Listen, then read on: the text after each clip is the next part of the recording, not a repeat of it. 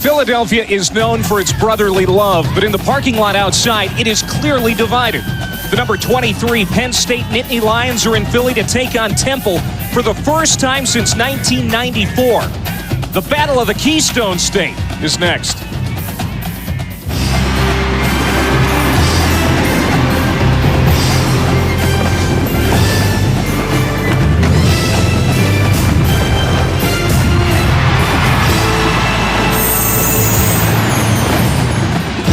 ESPNU College Football presented by Allstate. We're in Philadelphia today in a sold-out Lincoln Financial Field. The 23rd-ranked Nittany Lions of Penn State taking on the steadily improving Owls of Temple. It's a home game for the Owls, but the majority of fans probably pulling for Penn State today. Hi again, everybody, and welcome to the Link alongside my partner, the former coach, Larry Coker. I'm Clay Matvick. Glad to have you along today. And great atmosphere, 70,000 plus in attendance. Temple and MAC records being set today for attendance. Yeah, no doubt about it. They've been tailgating since 5 a.m. this morning in freezing wind chill for a 12 o'clock kickoff. They'll be ready. Temple head coach Al Golden coaching against his mentor today, right, Joe Paterno. And Al Golden has done a great job with this program. Al Golden is doing exactly what he wants to do. He's being competitive, he's winning, he's recruiting with a lot of young football players. What is the key today, especially for Temple, to keep this thing close against a heavily favored opponent? Well, we're in Philadelphia. It's going to be like Rocky Balboa and Apollo Creed. It's going to be, hey, try to go the distance. If they do that, they feel like they may have a chance in the end. Well, this is the first time that Penn State has made the trip to Philadelphia to take on Temple since 1994. It's heavily favored in the Lions' favor over the years in this series, 32-3-1. Temple won the first meeting way back in 32, but they haven't won a game since 1941 against Penn State. There's a look at Joe Paterno, 80 years old and still going strong, 370 wins, only behind Bobby Bowden at Florida State for the most in Division 1A, or the FBS as it is. Joe Paterno is tougher than most. He's been here over 50 years, and he's done certainly an outstanding job. Well, Penn State won the toss. They deferred, and they will be kicking off to start here at Lincoln Financial Field.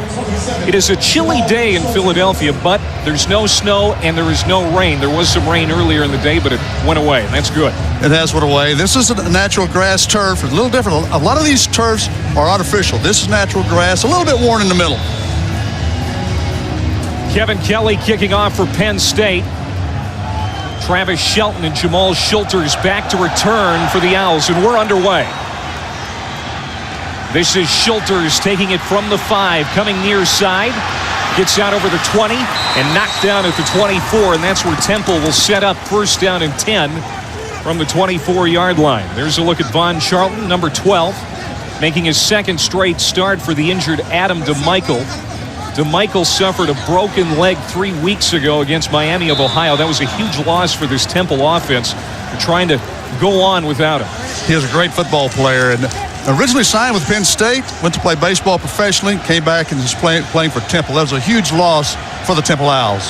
So Von Charlton brings Temple up to the line, first down and 10. He's under center. Jason Harper, the lone setback. They send a man in motion. It's Francis. First play of the game. They swing it out to Francis. Has the catch. Has some yardage. And enough for a first down. Out at the 41-yard line. And a good play for Temple. Backs and receivers. Exactly how young are the Owls? Well, senior fullback Josh Bundy is one of only 2 seniors on the entire roster. And the offensive line has 2 true freshmen up there, Dennis and Madison. 20 true freshmen have played for the Owls this season, Coach. They're a young group. Well, they're very young, and this is a very tough assignment to be this young playing an outstanding Penn State football team. We're going to send 4 receivers, 2 to either side. After that 18-yard gain by Francis, first down and 10 for Temple. Opening series of the game, Charlton, 3-step drop, cocks his arm and fires over the middle. Hits Jason Harper out of the backfield, a gain of 6 on that play. Dan Connor, the very good middle linebacker, made the stop. And speaking of that Penn State defense, they rank number 1 in the nation. 40 sacks on the season. That's 4 per game. Maurice Evans has 12.5 himself. We've already seen Connor make a hit. Sean Lee also very good at linebacker. Not a lot of depth in the secondary. Scarrato and King are the leaders. Darryl Robinson in the backfield. And that pass a little high. Coming back for it was Darryl Robinson. And it's incomplete, brings up third down. Really well played by the corner. He really read the quick screen. And I like what Temple's doing. They're really being high percentage. They're making some positive plays and getting into makeable situation here with a 3rd down and 5 call. Now this Penn State defense, 12th in the country in total defense. We're looking at a 3rd down and 5 situation here, trying to force Temple to punt on their first possession. Charlton out of the gun. From the 40-yard line, comes over the middle, has a receiver. It's caught to the 40 and out of bounds at the 30-yard line. Nice catch by Bruce Francis, the leading Temple wide receiver. A gain of 23, and the Owls are moving the ball here on their opening possession. Yeah, this is really a great catch by Francis. And Francis was a player that Penn State was very concerned about because he's got skills. He's had a great year, as you can see, with a phenomenal one-handed catch and a great run after catch. Coach, he's a former walk-on, now a starter, and that's kind of a theme for this Temple team. They've got a ton of walk-ons in this program. They do, and they've got an opportunity to play, and that's why it's been great for the walk-on program here. Sent the tight end in motion, rolling out. Charlton finds that tight end. It's Kevin Armstrong. He's bullying his way to the 20, inside the 15, and Temple has come to play here today. They're fired up on this opening drive as Kevin Armstrong, the team's 3rd leading receiver, gets a gain of 17 on the play and another Temple first down. This is a bootleg. The defensive end is totally full, as you can see, but a nice job here. Nice, easy throw and catch, and really a nice finish for the run. I really like, again, what Temple's doing. Very positive plays here, mixing up a little bit of run, but a lot of high percentage passing. First down at 10. They're going to run here. Jason Harper straight ahead inside the 10-yard line. And one of the criticisms, I guess you'd say, about Von Charlton is he's not nearly as mobile as Adam DeMichael was. But at least on that last pass, we saw Charlton, who's more of a pocket guy, roll out pretty nicely. You're going to see him roll out some and run the bootleg some. You're probably not going to see him run the football as a ball carrier like DeMichael would, but he is active and he will move around. He'll have to get out of the pocket some to be successful today. This is not the first time Charlton has been a starter for this program. Actually started 3 games last year as a true freshman. Go back to Harper. Got close to the 5-yard line before he stood up by Dan Connor, one of the best linebackers in Penn State history, no doubt. And the only senior on this Penn State defense. You know, Temple is very young too, but this Penn State defense especially also very young. Very young. Dan Connor and Sean Lee are 2 great linebackers. Along the line of Penn State tradition at linebackers, they've got a great culture of coaching linebackers and developing linebackers at Penn State. And Lee and Connor are 2 in a long line of many great linebackers that have played for the Nittany Lions. An All-American who became Penn State's all-time leader in tackles last week. Opening drive of the ball game. Temple, 3rd down and 3. They'd love to get 6 here and make a statement early. Charlton has time. Now the pocket collapses, showing some mobility. Still on his feet. Gets back close to the original line of scrimmage, but it looks like Temple will have to settle for a field goal attempt. A loss of 1 yard on the play. Dan Connor shows that he is very tenacious. Well, he is, and that's where you see a little bit the loss of McMichael made a difference because you can see that Charlton not nearly as mobile as D. McMichael, but again, a good drive, and Temple needs to come out of this with points. Now a 24-yard field goal attempt coming here for Jeff Watney. Check that. That's Jake Brownell on. And the kick is up, and it is no good. Jake Brownell, 8 of 14 on field goal attempts this year. And a very disappointing miss there as Temple had a great drive but comes up empty. Well, very disheartening for the Temple Owls, no doubt. We're just underway here in Philadelphia, no score. ESPNU College Football is presented by Allstate. Are you in good hands? We're going to that place after the game, Coach. Philly cheesesteaks, oh, they're outstanding. And You can't come to Philly without a cheesesteak. No doubt. That guy right there would like to be at Geno's about now. That is Brownell, who just missed a 24-yard field goal. Temple with an impressive opening drive, 8 plays, 69 yards, but they come up empty. Now Anthony Morelli, the quarterback for Penn State, takes over, almost throws a pick on his first attempt of the ball game. Omar McDonough-Hales, the middle linebacker, reached up and almost grabbed that out of midair. That's a great job at McDonough-Hales. Nice drop in the zone. You see what Morelli's seeing. He has a nice opening in the middle of the football field. It just needs to get the ball up a little bit. Yeah, probably should have been a pick. He was trying to hit number 10, Andrew Corliss, the tight end, but almost had that intercepted. Turns, hands off. First run of the game for Penn State. Rodney Kinlaw busts one out over the 35-yard line. Kinlaw is the team's leading rusher. Just under 900 yards on the season coming into the day. Now backs and receivers for Penn State. Derek Williams, their number 1 receiver. Kinlaw, he's taken over the role as the feature back in the last month. The line has improved as the year has gone on. Junior A.Q. Shipley started his career as defensive tackle. Now he's a pretty good center. 16-yard run for Kinlaw. It's first down for Penn State. Under pressure, Morelli dumps it off short. Kinlaw makes the catch. Good run after the catch. Gets out to the 45, and that's going to be a gain of 9 on the play. And, Coach, the situation for Anthony Morelli this season has been interesting. He's not the flashiest, certainly not the most popular quarterback the Lions have ever had, but he's put up some impressive numbers, and he's 16-7 as their starter, but he has had his critics. Well, he has had his critics, but Morelli has done really an outstanding job. His statistics somewhat speak for themselves. I think some of the games, the Ohio State games that he hasn't won, I think it's a little bit of the rat that he hasn't won the big game. Kinlaw ran into some traffic, got around it, got out close to midfield, and it's a first down after the gain of 4 for Rodney Kinlaw. Evan Cooper made the stop. Well, the Temple defense is one of the main reasons they're gaining respectability. Defensive end Leon Azubuike, a rare junior on this young team. Weak side linebacker Lamar McPherson. He's a transfer from Syracuse, gets a lot of playing time. And in the secondary, Dom Harris is their leading tackler. The Owls ranked number 1 in the MAC in total defense. And the run play for Kinlaw, finding some room around the left edge. And Terrence Knighton, the defensive tackle, tracks him down, but another good run on first down, and Temple moving the ball well here early. Yeah, Penn State's very physical. They're very physical up front. They're doing a great job with their zone schemes and running the football, and they want to balance up, but again, it's going to be very difficult for the Temple defense to hold up against this very physical Penn State offensive line. Kinlaw, according to Galen Hall, the offensive coordinator for Penn State, we're probably going to see him 2 or 3 series, and then probably get a good look at Evan Royster today as well. They'll play both, and they've done that. They've played both backs.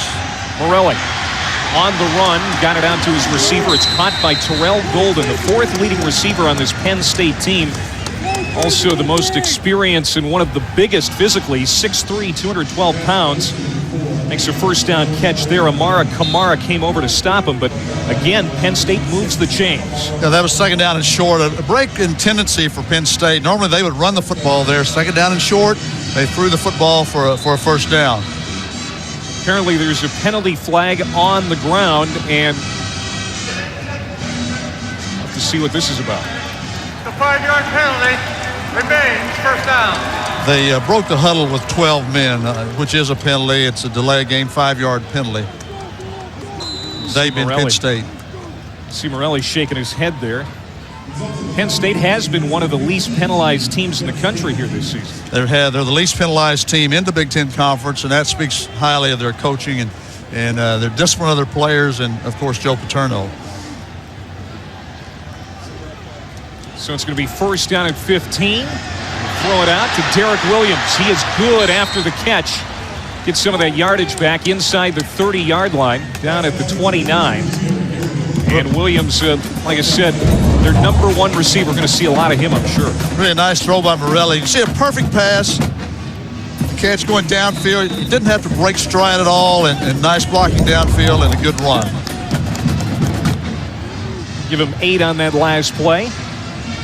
Coming off one of the better games of his career against Purdue last week. He had 10 catches for 110, all-purpose yards and a couple of scores. Now here's another big run for Kinlaw. And Penn State is in the red zone down at the 15. Jamal Schulters, the cornerback, came up to knock him down, but Penn State banging on the door here on their first series. Yeah, a very physical run by Kinlaw and nice blocking up front. You can see how physical the Penn State offensive line is, as well as their fullback. Kinlaw has taken over the role as the team's feature back in the last month. We'll get into that a little bit more in a bit. Morelli, 5-step drop to the end zone, wide open, touchdown. Jordan Norwood with his 4th touchdown reception of the year, a 15-yard pass play, and Penn State has taken the lead. Well, the corner, Anthony Ferreira, did not get a jam on the wide receiver. Gave him a free release and just a perfect throw by Morelli. Nice rhythm. You can't see, there's the nice release, and the safety can't get over because there was no jam on the wide receiver. They did not. You've got to slow those wide receivers down. They're too big and good to let them have a free release. Norwood, a fan favorite in Nittany Lions country because he's from State College. His dad, Brian, is in his 7th year as the Lions safeties coach. And it's 7-0 as Kelly bangs it home on the extra point. So Temple had a nice drive to start the game, came up empty. Penn State counters with a good drive, but they capitalize. They score, and it's 7-0 Nittany Lions.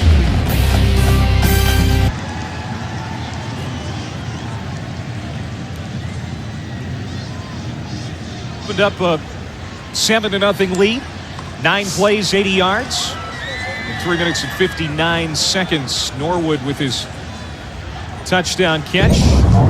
Now here is the near interception that Morelli threw. Omar McDonough-Hales almost picked it off. This was the only pass Morelli did not complete on that drive. He was 4 for 5, 41 yards and a touchdown pass. Well, 2 giant things that stand out. A great drive by Temple, no points, an opportunity to create a turnover, and they didn't get it done, and Penn State goes ahead, caps the drive with a touchdown. And when you're an underdog, you've got to make those plays. Temple would have liked to have scored a touchdown on that opening drive, but at the very least come away with points. They did not do that. They're going to get the football back here for the 2nd time today. Jamal Schulters on the return, dances out over the 25, down at the 27, before Jason Gantner makes the tackle. Let's go to the studio for the first time today, and Mike Gleason. And Clay, Clemson at home against Wake. Cullen Harper leads the ACC, 23 touchdown passes. Here play action, he says, you know what, I'm going to take it myself. He scores 7-0. Northwestern trying to get bowl eligible. They're up 3-0 in Indiana. You know, Indiana wants to get a team pumped up. What better way to pump your team up than to take a kickoff to the house? James Bailey, the receiver, follows his blocker, scoots up the sideline. Touchdown. 91 yards, 7-3 Hoosiers. Clay? All right, gentlemen, thank you very much. We'll be checking in with you throughout the day, and I think there are a lot of people across the country that are rooting for Indiana this season after the loss of Terry Hepner. Exactly right. It's just a heavy burden to carry, but you're exactly right. Just to honor Coach Hepner and the job that he had done and his tragic death. Done a good job there in Indiana. Dion Crudup, the intended receiver on that pass play from Von Charlton, hit his hands. Maybe Dan Connor even got a fingertip on it. Lands incomplete. Yeah, Dan Connor, you're going to see him involved in a lot in pass defense, as well as Sean Lee. I think for Temple to have success, they've got to be successful in passing the football as well as mixing in the run. With the way teams spread you out today, Coach, linebackers nowadays have to defend the pass as well as they do the run. That didn't used to be the case. Not at all. Used to, you'd almost have an offensive guard that could play linebacker. Nice run here for Darrell Robinson. One of 20 true freshmen to play this year for Temple. There's Connor again on the stop. Maybe the best pure athlete on the team. A running back, wide receiver. He's used on special teams. He's got some moves. He's got some moves. That's a nice job blocking by the Temple offensive line, and nice run. And those are things that, again, that Temple needs to do and have some success and to keep the Penn State defense a little bit off balance. 14-yard gain for Robinson, who went to Northeast Catholic High School here in Philadelphia. 3 receivers. Now they move the tight end in motion. Armstrong comes set. And Charlton rolling out to his right. We've seen him roll that direction a few times already today. He is pulled down at the 45. Who else? Dan Connor over there. A nice job of misdirection, though. A nice job of the bootleg, and a good finish by the quarterback, Charlton. He's not a great runner, but he can be an effective runner, making some first downs for the Temple Owls.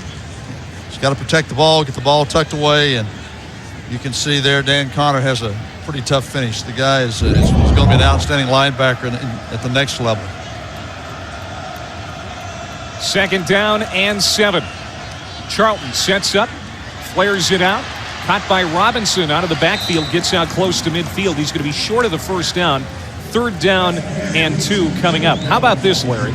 Bill Cosby, famous Temple grad, not here today, really wanted to be. He's in Detroit, can't be here, but he predicted an upset in front of 70,000 people. Bill Cosby said that, and if Dr. Huxtable says it, I have a tendency to believe it. I think you have a tendency to believe it. Whatever Bill Cosby says is probably going to be true, and he is a true Temple Owl supporter. Has been through thick and thin. He was a fullback back in the early 60s. He's very proud of the Owls and all of their athletic programs. Big booster. Ball comes loose. Loose behind the Temple line, and we'll see if the Owls recover. Looks like they did. They did recover. Again, another mistake, very costly. 3rd down in a yard, and now it sets up a punting situation.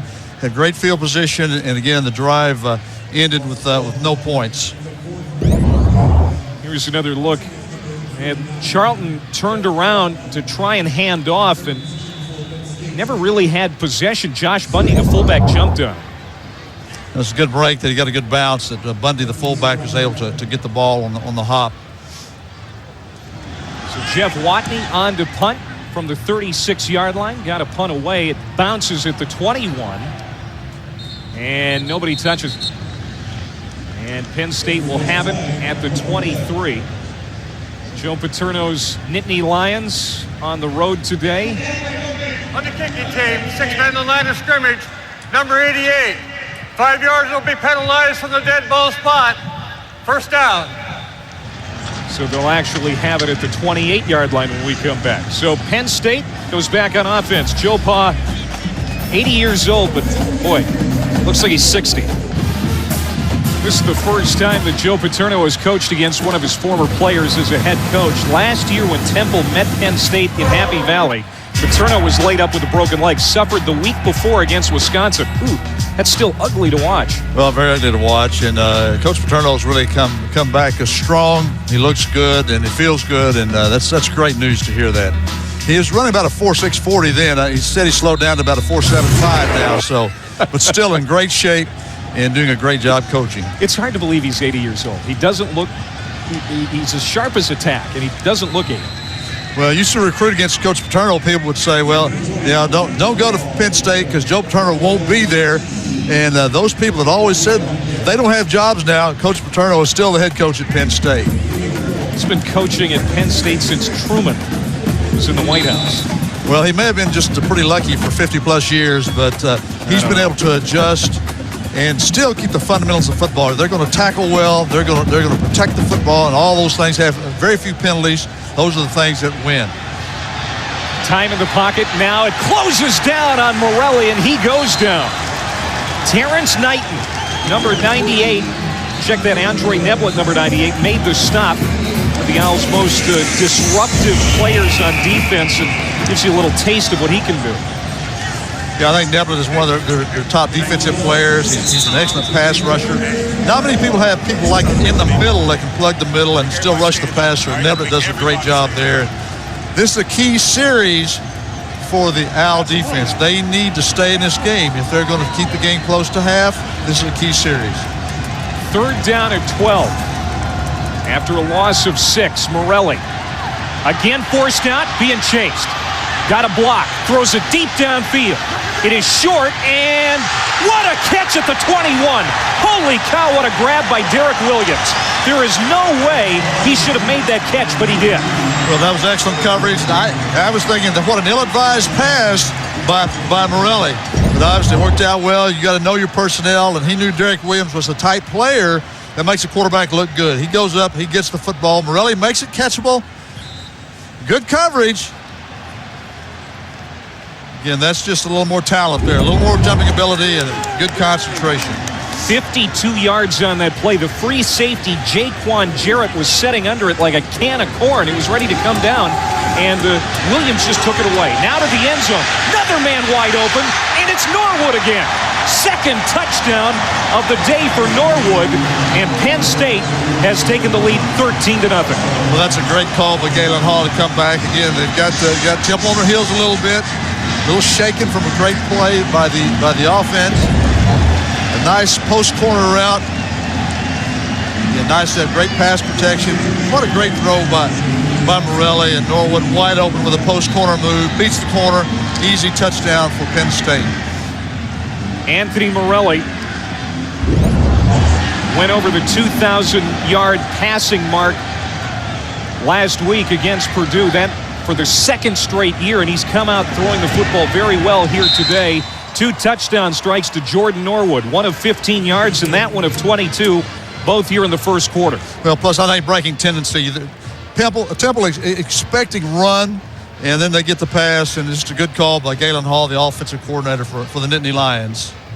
So Norwood now with 5 touchdown receptions on the year. Morelli, his 15th and 16th touchdown passes of the season. We're at Lincoln Financial Field here in Philadelphia.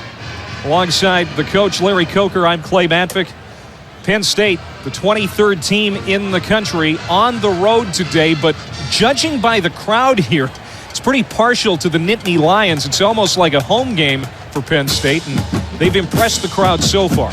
Well, they really have. I think it's gone as Penn State would like to see it go, and as this Penn State crowd would like to see it go. Very impressive start by the Nittany Lions, and Temple's had their opportunities, but they have not taken advantage of these opportunities, and it's really come back to haunt them here in the first quarter.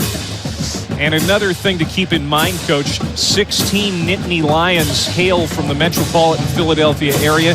Other members of the roster are from nearby, and of course, all of them, almost the majority, are from somewhere in Pennsylvania or the New Jersey area. They're fired up for this game, too. Well, it is. It's almost like a home game for Penn State. It's a home game for both teams. And I promise you, those Penn State players from this area, they had a tough time getting tickets for family members and friends to come to this football game.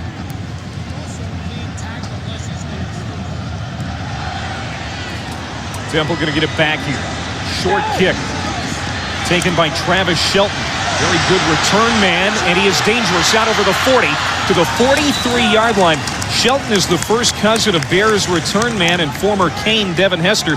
You, of course, know Hester very well. He played for you, and I'll tell you what, Shelton's not a bad return guy. Yeah, Shelton was a preseason All-American returner and really does a great job. Penn State's had some trouble with their kickoff coverage. They've made a little change. They've really, in their coverage look, they've got to scramble their coverage people and not all go down in a straight line. And really, I think they're really scrambling a little bit. They've had 2 return for touchdowns, Illinois and Purdue. Charlton turns and hands off to Harper. Harper trying to get around the right side, not a lot of room, and he's pushed back.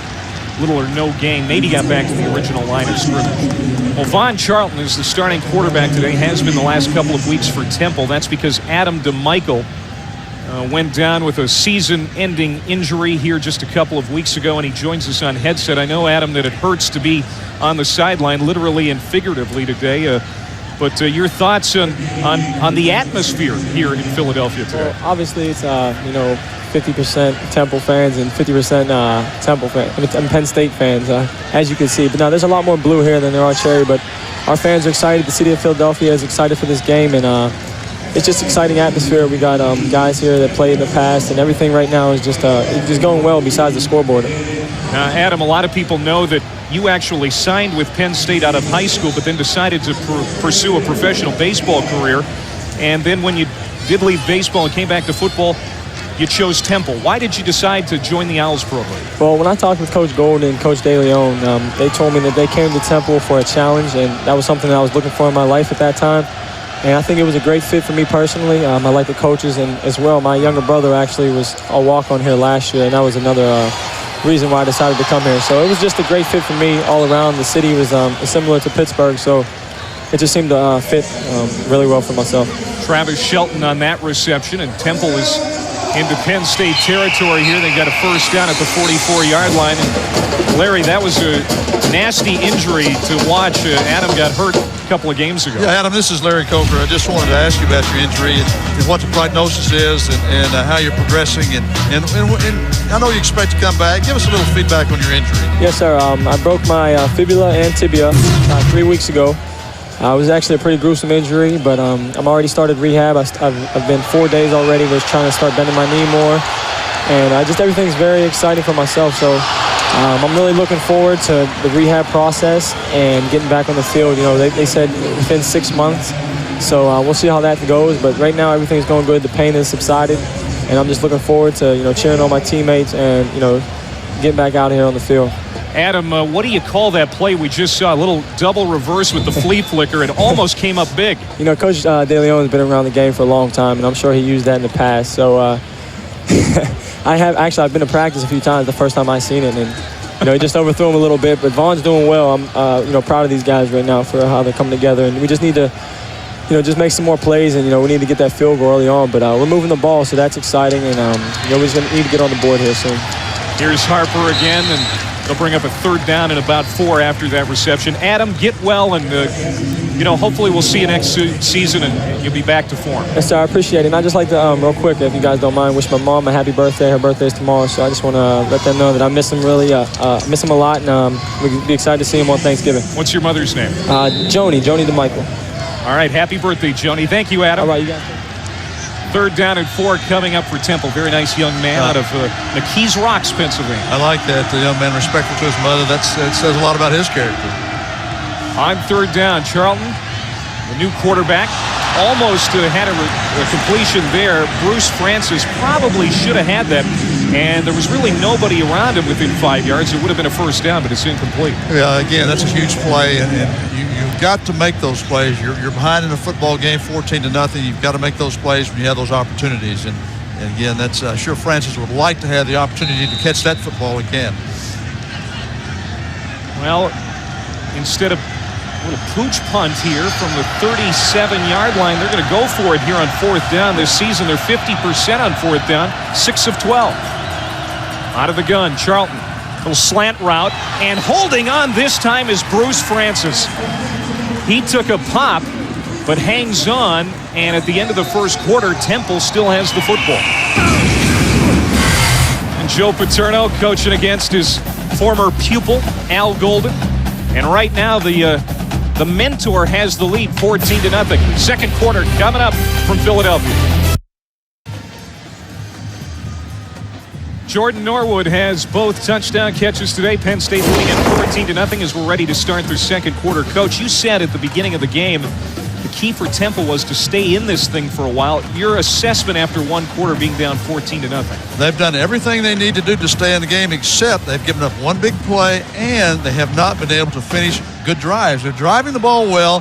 Time of possession is good, but they've got to finish with points. And they've done what they want to do, except finish things off. One thing's for sure, that they should have at least 3 points. A missed field goal in the first quarter. But Temple is driving again here. They've got it. First down and 10 at the Penn State 28-yard line. This is the 8th play of the drive for the Owls. Von Charlton under center, has 2 receivers to the right. Pumps, under pressure, penalty flag down to the end zone. Man open, caught. What a catch, touchdown. Dion Gruda brings it down for the score, but there is a penalty marker down. It may be holding. I think it's going to be holding against Temple. And again, what a bad break for the Owls. And tough break. Just great execution. Good movement by Charlton. I've been very impressed with him. He's moved around well. He's thrown the ball well. He's playing with a lot of confidence. Great throw here. Offense number 59. 10-yard penalty remains. First down. That was on Alex Darenthal, the junior center, the team MVP last year.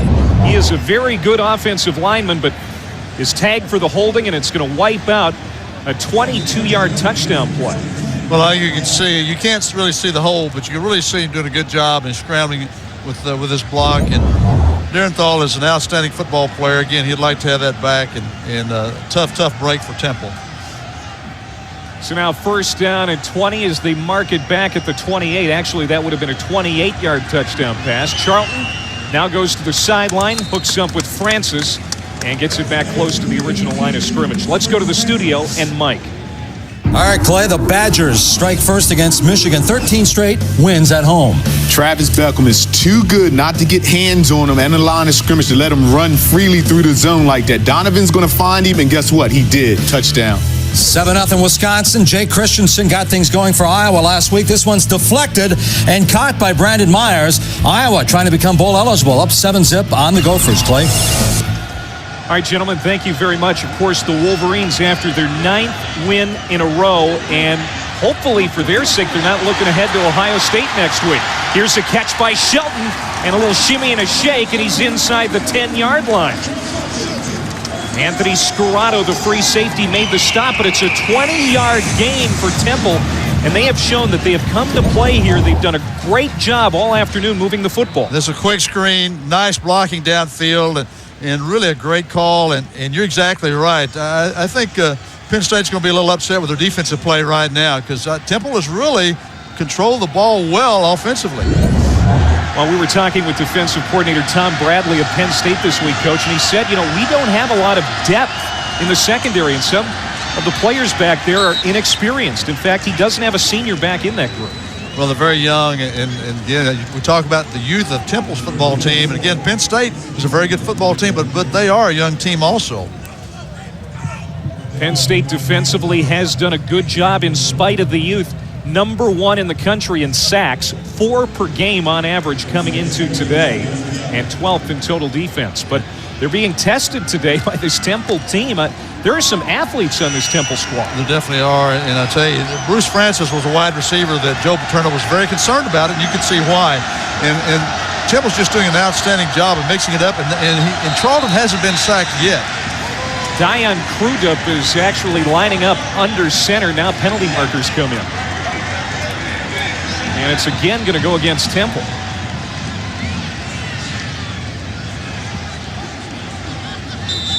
Temple's got some good momentum. They just need to finish off the drive, and this is a huge play for them here.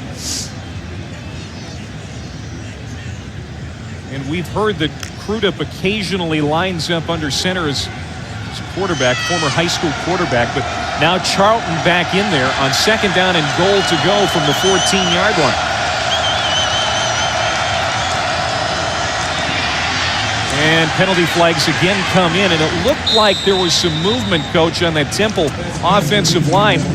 Boy, it would be a shame if they get down into the red zone and come up empty again, but right now they keep shooting themselves in the foot. Well, they do. They're about a 75% efficiency. They have about a 75% efficiency in the red zone, and again, they are shooting themselves in the foot. I think there was movement. I think there was illegal movement by the offense. We're going to get the call here. Nick Define is our referee today. Motion, number 24 on the offense. The penalties decline. 3rd down. It's going to go against Bryce Buffalo, fullback, as you take a look at the penalty situation today. 3 against Temple, and they've all been critical, it seems. Well, sometimes penalties are a little misleading. Sometimes they're really not a factor. For Temple, they have been critical. They have been a factor. And as you can see, Penn State's very, very not penalized much today, but they're one of the least penalized teams in the country, and the best record for penalty-wise in the Big Ten Conference. Big 3rd down coming up here for Temple. 3rd and goal. They are 2 for 5 on 3rd down conversions today. 37% on the season. Again, it looked like there was movement on that left side, but the officials apparently missed it, and it's not going to matter anyway. Incomplete. Charlton trying to find Francis, and the field goal unit will come on again. And Temple needs points here. Well, they really do, and I'm sure Jake Brownell hopes to redeem himself. He had the miss earlier. The ball right in the middle of the field. It's in great position, so it should be an easy kick for Brownell. Going to be a 30-yard attempt. Brownell missed from 24 on the opening drive of the game for Temple. This is from 30. Von Charlton into hold. Matt Balasavage to snap. It's a fake. Charlton rolling to his right. Looking to the end zone. Now under pressure. Sets up. Throws. Has a man. He dropped the football. Wide open was Matt Balasavage. And he dropped it in the corner of the end zone. Well, it was a great call, but Penn State wasn't fooled. They had it well covered, but a good scramble and a great throw and just another tough break for the Temple Owls. You've got to make those plays. See, a nice fade, but you see, Penn State has it very well covered. They're trying to throw back actually to the holder. Wide open. Again, he's trying to see the sideline, and as he takes his concentration away, he's trying to look to make sure he comes down in bounds and again, a tough break for the Owls. For the second time today, Penn State had sure points, or at least it appeared that way, and nothing to show for it. Well, they had a touchdown call back. Again, easy touchdown, easy catch here, and a drop. Yeah, I should say the third time today, because you got a missed field goal, a touchdown call back, and then a drop pass in the end zone, and Al Golden trying to give him some moral support as he walks up. But Matt Balasavage is going to remember that for a lifetime. Well, they really have a good plan, the Temple Owls do. They've had opportunities, but they just have not been able to take advantage of the opportunities they've had. Oh. What's going through Al Golden's mind? Well, I tell you, going through his mind right now, his frustration. And the thing he's got to do is make sure and keep his football team focused in the game, because they're doing some very good things. And that's what he has to share with his team. Guys, we're doing some great things. We just have to finish the job. Penn State has the football again. No running room here for Kinlaw. Spins out of a tackle and then is swarmed under at the 13-yard line. Let's check in at the studio with Mike Gleason. Clay, we start in the SEC, Tennessee, Arkansas, 10 of Arkansas. Yeah, Tony Temple approaching 2,000 yards for his career. Scats for 44 yards here as he stiff arms the defender as he's in for the touchdown. Missouri 7-zip on Texas A&M. Clay? And Missouri, of course, number 6 in the country, and having a good season. Man down for Temple. It looks like Andre Neblett, the defensive tackle, sophomore out of Rahway, New Jersey. He is down at the 11-yard line and being attended to.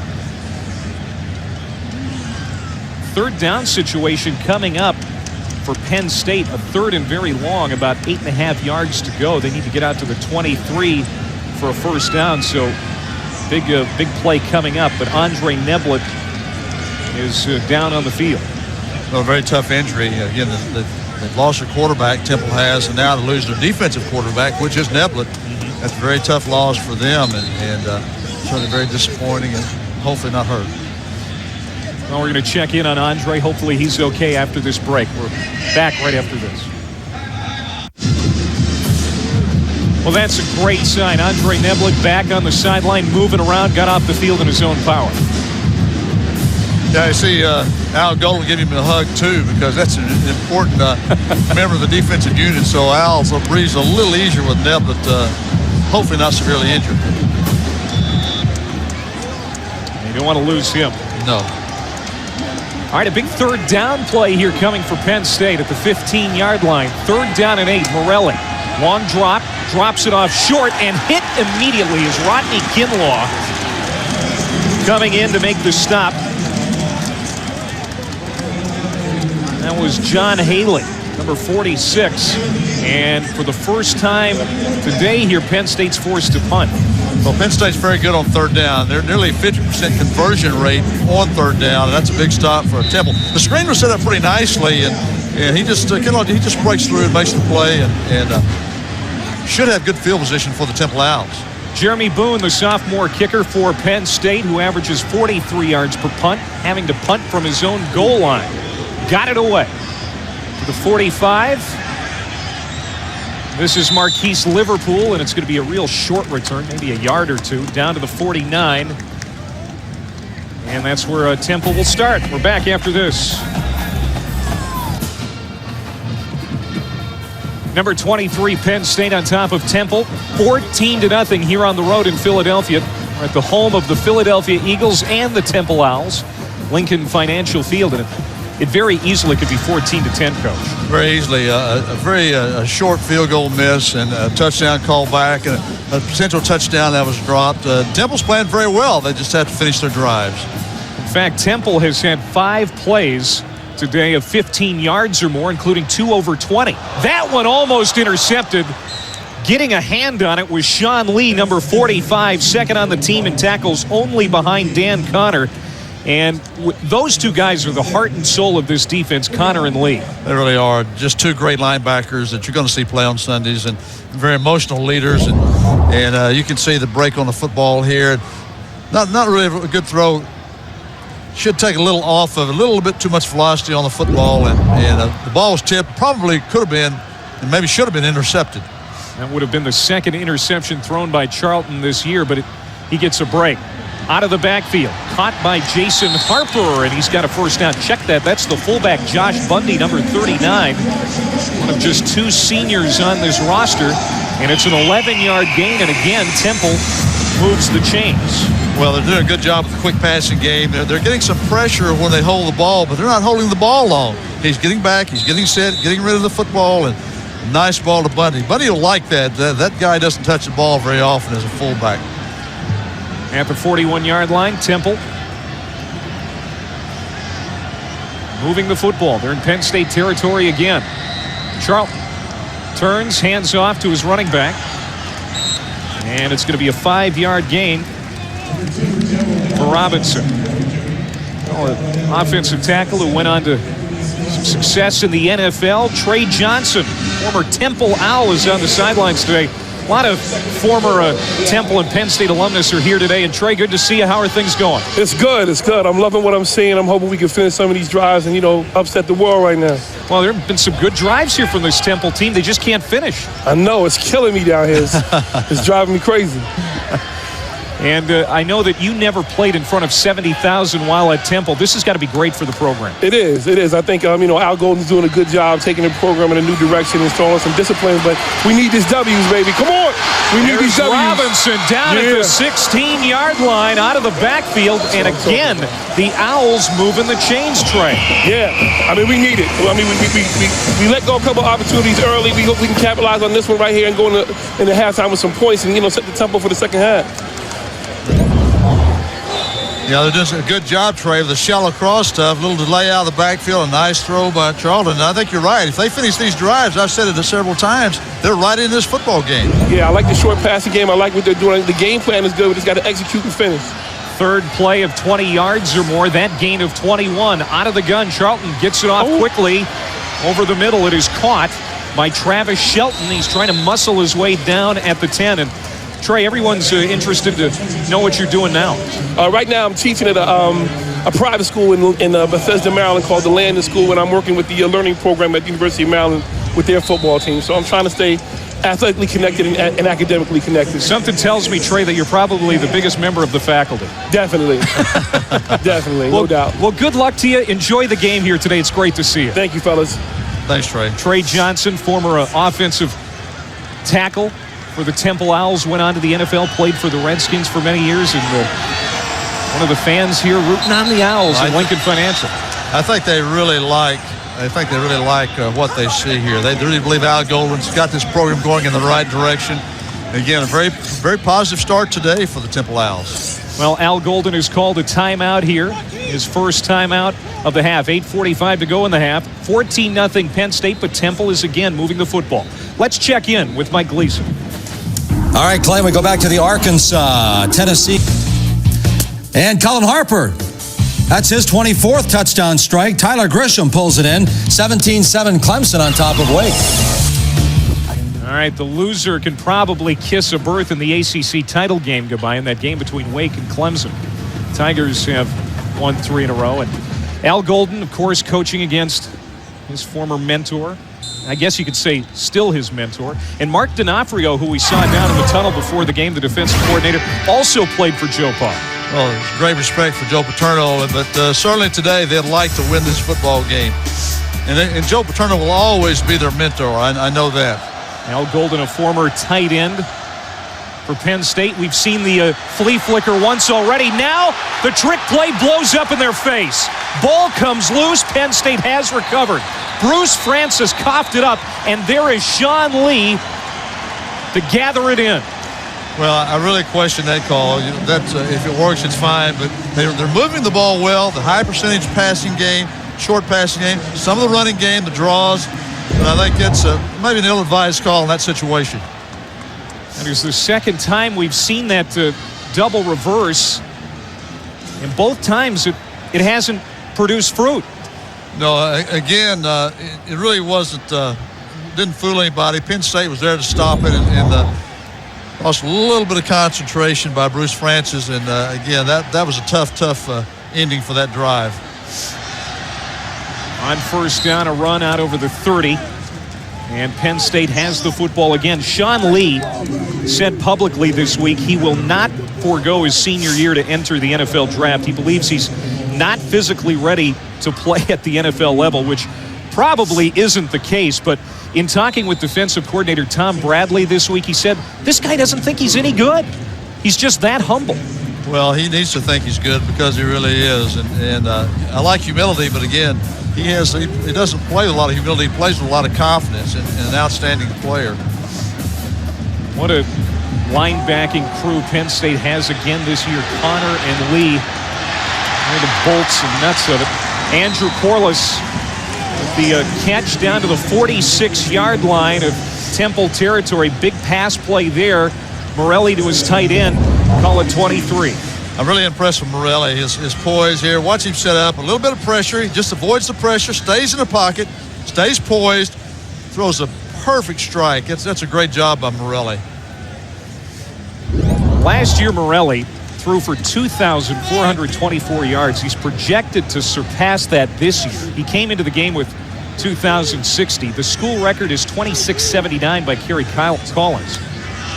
And statistically, he's going to go down as one of the best quarterbacks in Penn State history. He's rolling to his left here, sets up, throws, and nobody home at the 34-yard line. Williams was covered pretty well. Well, I think so. I think he was covered. I'm really just threw that one away. And back to the last play, Andrew Corliss, the tight end, they think he could be a great player here and as good as any. And he runs extremely well as he's got great size. He's very physical. And you can tell Morelli really likes to find Corliss because he's a very strong go-to receiver for him. Corliss has a lot of potential, according to Joe Paterno. He told us over the phone this week that he likes his sophomore tight end. A play fake, a 40, and down at the 38-yard line, Rodney Kinlaw. Getting back to the quarterback, Anthony Morelli, you know, it hasn't always been happy in Happy Valley for Anthony Morelli. We talked about his critics. They've been harsh at times, but quarterback coach Jay Paterno believes history is going to be kinder to Morelli. And talking with offensive coordinator Galen Hall this week, he says that Morelli handles criticism very well. It rolls off his back like water off a duck. If you're a quarterback at Penn State, you have to handle it well because you're going to be criticized. And expectations are out of sight at a program like Penn State.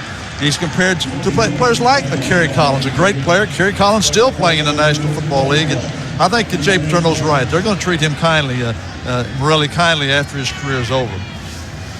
And it's just enough for the first down. Penn State will get another set of downs here. 1st and 10 at the 36 coming up. Each team with 9 first downs now, but Penn State has done a better job capitalizing on their good drives. Temple has been their worst enemy today. Well, they really have. And this is, again, a huge defensive series, which goes without saying. But play action. Pass to a man wide open, and it's Terrell Golden. And he is a big receiver, 6'3", 212. Another first down for Penn State. College football on ESPNU continues this afternoon with a Big East showdown as the 13th-ranked UConn Huskies take on Cincinnati. Saturday afternoon college football presented by Allstate on ESPNU coming up at 3:30 Eastern Time. For more information, log on to ESPNU.com. And Cincinnati back in the Big East title hunt after that win over South Florida last week. Maybe they can knock off UConn. Here's a run for Kinlaw. Down to the 10. Out over the right tackle.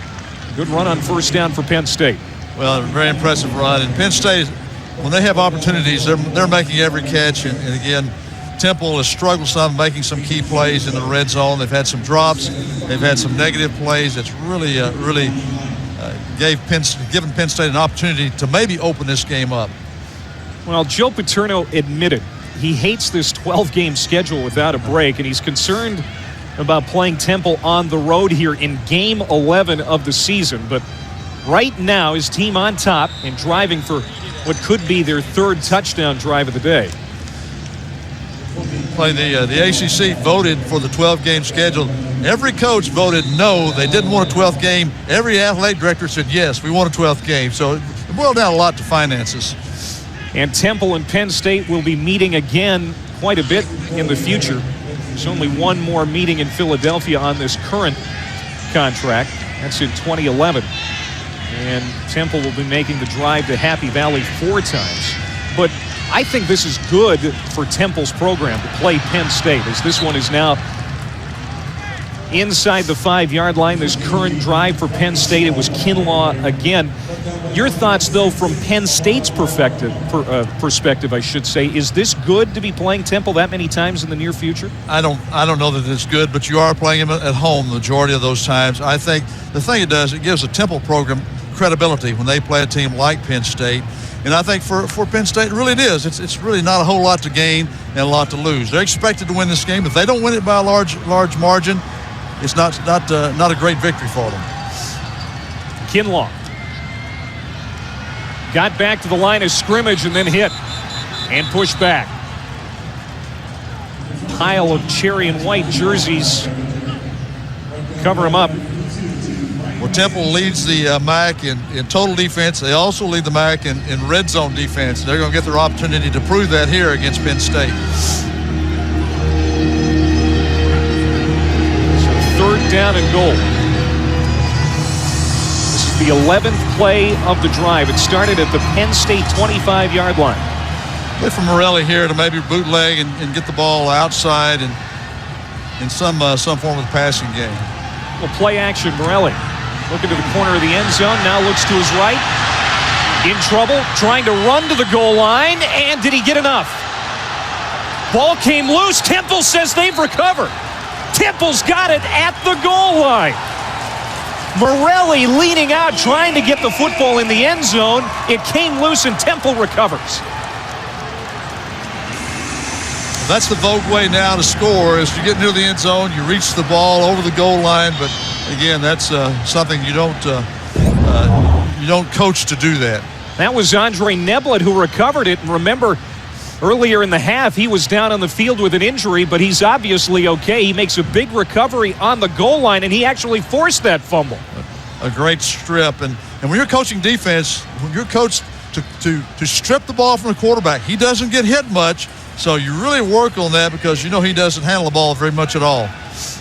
We talked about this Temple defense. It is very good. In fact, number 1 in the MAC conference. Big play there at the goal line. It's 14-0.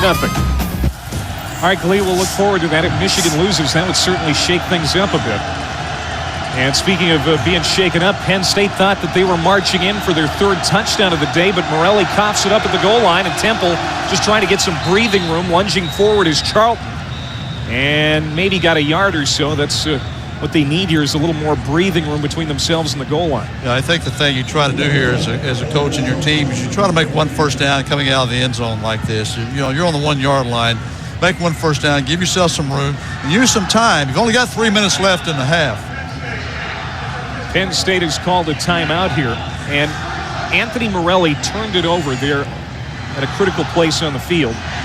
And we've talked about the critics being harsh on Morelli at times, but right there, that's going to draw some criticism. Well, it should draw criticism. You've got to protect the football if you're a quarterback. You have a great drive, you don't finish it off.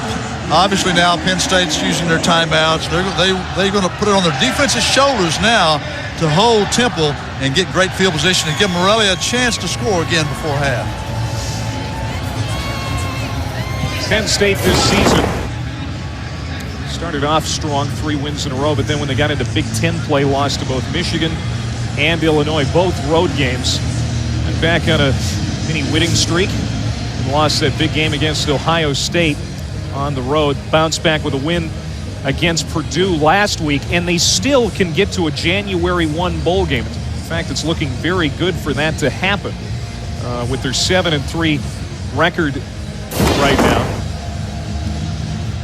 In fact, if they win out, and Michigan and Ohio State both win today, and then Michigan were to beat Ohio State next week, that would open up the Capital One Bowl for them, a more prestigious January 1 Bowl. Not a BCS Bowl, but a January 1 Bowl, and that's what they would like to have happen. But right now, Michigan's losing. So that wouldn't bode well. Out of the end zone, Charlton throws it out to the right side. Hit the fullback, Josh Bundy. There's your senior. Basically your lone senior for the Temple roster. Temple has the fewest seniors of any FBS team in the country. Well, he's the lone senior, but he's been very effective. He hasn't dropped any passes. He's had 2 opportunities, made 2 plays, and this is a big play, of course, because they're going to measure this. A first down for Temple would help them go into half with at least certainly not out of this game at all. And they want to keep possession here, maybe even if they don't score here before the half, just keep it 14-0. That certainly would be a little bit of a victory. This is a first down by the nose of the football. If they could go in 14-0 or maybe get points here late in the half, the coaches should get them and say, guys, we've done this well, we've done this and this and this. Point out all the good things they can do. Tell you what, Coach, as Penn State has called another timeout, I've been very impressed with Von Charlton here today. He's 16 of 23, 171, no touchdowns. His numbers should actually be better. There's some passes that were dropped, probably should have been caught, especially one in the end zone. But Charlton, even though he hasn't started all the games this season, looks very comfortable back there for Temple. He looks very good, and they're having a lot of positive plays on first down. They're making some short passing plays in the passing game. They're doing a good job in the run game, the things that they've done with the draws, and he's looked very, very comfortable at the quarterback position. Timeout here, and I have a minute. I want to remind you to join Mike Gleason, Pat Coleman, and Craig Hobber for SportsCenter U's 2007 NCAA Division II and III Selection Show, where the playoff lineup will be revealed. The 2007 Division II and III Selection Show on ESPNU tomorrow at 11:30 a.m. Eastern Time. For more information, go to the web. Playoff time ready to start in D2 and 3 and 1AA as well. Now known as FCS, the Football Championship Series. Charlton airing it out, and pass a little long there. Bruce Fields was the nearest receiver. So second down and 10 as the clock stops with 2:57 to go before half. Well, A.J. Wallace, the corner, wasn't fooled. They want to have a little stop and go, but Wallace wasn't fooled, and probably a good decision just to throw the football away. Well, the Owls have won 3 of their last 4 games, and that 3-game winning streak, Coach, that they recently had before a loss to Ohio last week was their first 3-game winning streak since 1990. Well, winning breeds confidence, and that's what this program needs is confidence. You can talk all you want, but you have to win games. They look pretty confident here today, even though they don't have any points yet. Now being stuffed in the backfield. It was the tailback, and it was Jason Harper getting up off the pile, dusting himself off. Now, Temple has had a difficult time running the football this season at time, Coach, averaging just over 97 yards per game. Temple get any positive yardage there, it's going to bring up 3rd down and 12. Another timeout called for here by Penn State. Well, that's their last timeout, Penn State's last timeout, and they want to get the football back and give Morelli and the Penn State offense one more opportunity before half to use their 2-minute drill. And Penn State has been very, very effective with their 2-minute drill the entire season. Let's show you what Temple has done this season. They started out the year 0-5. And that loss at Ohio last week knocked them out of title contention in the MAC East. And remember, they didn't have Adam DeMichael in that game last week. That was the first game where they went with Von Charlton as the starter since the injury. But keep this in mind. They can still finish 5-3 if they win out in the MAC. Their first year in the MAC. That's amazing for this Temple program, considering where they were here just a couple of years ago. That's not where they want to end up, but that's a great start. I think the Al Golden's got to be pleased with those possibilities, and it's very realistic that they can do that and have a good finish and really have a lot to go into recruiting and a lot to build on in spring practice. All these players will be back for spring practice that play for Temple. 3rd down and 12 after the Penn State timeout. Al Golden was advised by his mentor Joe Paterno not to take the job. Decided to go against Joe's suggestion, and well, so far so good. Out of the gun here on 3rd and 12. From the goal line, pressure, got it away. It's going to be well short of the first down, and Temple's going to have to punt here. The catch by Marquise Liverpool, the true freshman out of Ramsey, New Jersey. Temple's going to have to punt. I think there's a lot of time left on the clock. It's going to put a lot of pressure on this Temple defense, and I think Temple really needs to get a good punt here and good coverage to put Penn State pretty far back and in some poor field position. Why do you think Paterno told Golden not to take the job? Well, I think, again, Temple has been a program that's really struggled. Ron Dickerson, that played for and coached for Coach Paterno at Penn State, was coaching at this job, did not have success here at Temple, and I think just maybe a little bit of a bad taste, and just didn't feel like that he could win here. If you can't win, it's not a good job. It seems, though, that Al Golden has been getting the support of the administration, and he really likes the potential of this Owls program. All right, Penn State's going to start in Temple territory. Let's go to the studio and check in with Mike. Well, Clay, the Michigan Wolverines did get on the board. Chad Henne back on the sidelines with that bum shoulder. Ryan Mallett, the freshman quarterback. Mario Manningham gets in. 17-7 now. Badgers by 10 over Big Blue. All right, so Michigan now starting to come alive. Still down 10. And Penn State has it at the 47-yard line of Temple. With time on the clock, we'll see what they can do here in the waning moments of the first half. That pass and catch made by Derek Williams. And a good pickup on first down. We'll call it 9. And it'll bring up second down and 2. Well, the clock's still running, 1:36, but plenty of time. Remember that Penn State has no timeouts, but again, with Morelli in the passing game, they've been very, very effective the entire year in 2-minute offense. Going to run it here. It's Kinlaw. Found some daylight on that right side. Inside the 35, it's a first down for Penn State. A gain of 5 on that run for Kinlaw. So quietly put together a pretty nice first half. Kinlaw so far here today, rushing the football, 12 carries for 70 yards. Well, again, in college football, the clock stops on the first down, so they got the run and the first down. Morelli had some time. Now the daylight closes in on him, and it's down at the 34-yard line. It was Junior Golette, the team's leader in sacks and tackles for loss, and there he gets another one. And it's going to be 2nd and 10. Yeah, time is going to be a factor. Now, this is a huge play by the Temple defense, a sack, and now the clock's running. Morelli off his back foot, got it away to Kinlaw. Has some room along the far sideline, inside the 20, down at the 17-yard line. Kinlaw, 7 rushing touchdowns on the year, but a pretty good receiver as well. 16 yards on that catch. And there is still some time here, 37 seconds, as Penn State would like to score one more time before the half. No doubt about it. Good presence of mind by Kinlaw to get out of bounds and stop the clock because, again, Penn State has no timeouts left. Kinlaw is the nephew of former Nittany Lion All-American defensive end Courtney Brown. I know you remember him. Very well. Very difficult to block, I know that. 5-step drop. Out into the flat. Kinlaw, another catch. And quickly, smartly gets out of bounds at the 15-yard line. A gain of 3, stopping the clock with 32 seconds to go. Well, they still have time. Again, I think you might see the Temple defense blitz and hopefully get some pressure on Morelli to hopefully get a sack. And again, no timeouts left. They can use the clock up.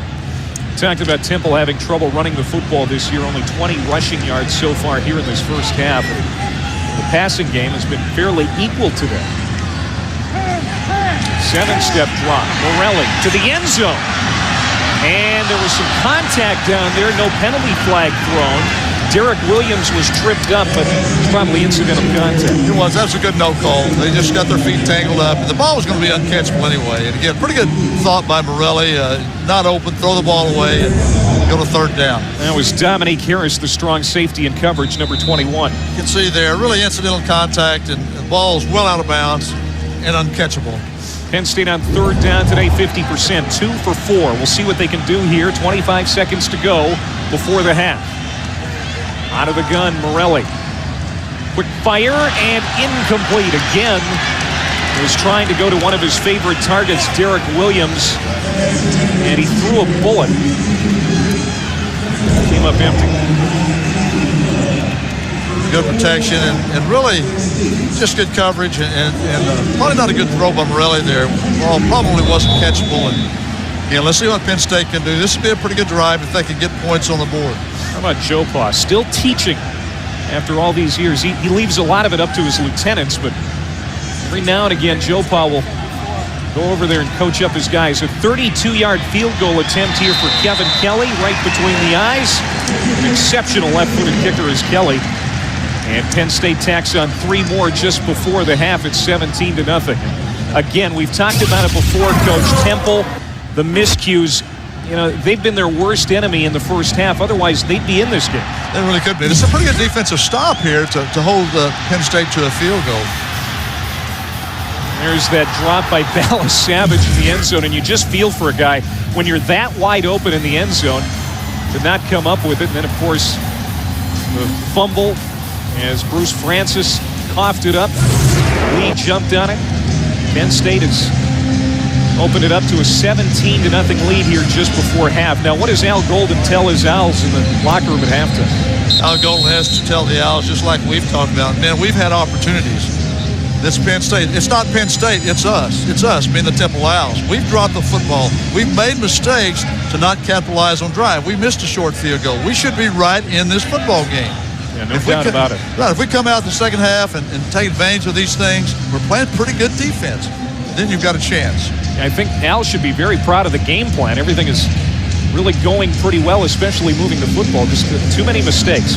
Coming up at the half on SportsCenter U with Mike Gleason and Steve Israel. Some Big Ten highlights, of course, among the big games going on today. Michigan taking on Wisconsin. Wolverines are down right now. We'll get an update. Missouri taking on Texas A&M. We'll see if number 6 Missouri can keep it going. And Auburn and Georgia. A preview of that game coming up later today. And speaking of Missouri, they're taking on Texas A&M today. Dennis Franchione.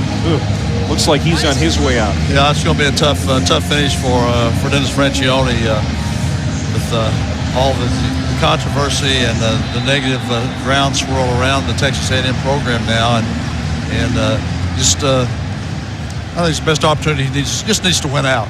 Still gets to play Texas, so win at Texas can always be big for Texas A&M. He's not the only coach in the Big 12 that appears to be on his way out. Bill Callahan at Lincoln. Looks like his days are numbered there. A return for Travis Shelton as he fields it off the ground, gets it back to the 24, and then he's run over. College football on ESPNU continues tonight as the Western Carolina Catamounts take on the Appalachian State Mountaineers. Saturday primetime college football presented by Citi on ESPNU coming up at 8 Eastern tonight. For more information, log on to ESPNU.com. And even though they're ranked 9th in the country, and ever since that big win over Michigan season opener, it kind of come back down to earth a little bit. Still, probably one of the teams favored to win a national championship in the division formerly known as 1AA, now the FCS. Well, I think you're right. They're an outstanding team, and they're going to be a very difficult team to beat in the playoffs. They've got great playoff experience. They know how to play in the playoffs, know how to win. And everybody knows who they are now.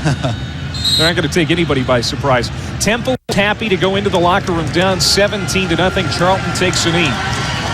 And the Temple Owls should be on the scoreboard. Unfortunately for them, they're not. But still, they must feel somewhat satisfied because they're in this game with Penn State. And we'll see what happens in the second half. Let's go to Mike. Background, college football presented by Allstate. We're at Lincoln Financial Field, and Penn State on top of the half over Temple, 17-0. Kind of a interesting first half. Anthony Morelli, the quarterback for Penn State, 12 of 16, throwing the football, a couple of touchdowns, both to Jordan Norwood.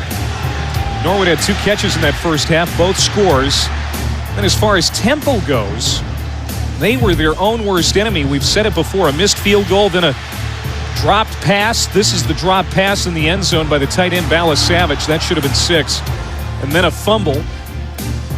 Temple played all right in that first half. They moved the football very well as you take a look at the Oxy first half stats, but they couldn't capitalize and they continued to make mistakes that hurt them. Well, no doubt about it. I think Al Golden halftime will tell them, men, we've got to grow up. Yeah, you may be a freshman, you may be a sophomore, but you got to grow up and play like men if you're going to play against a team like Penn State. They've had opportunities.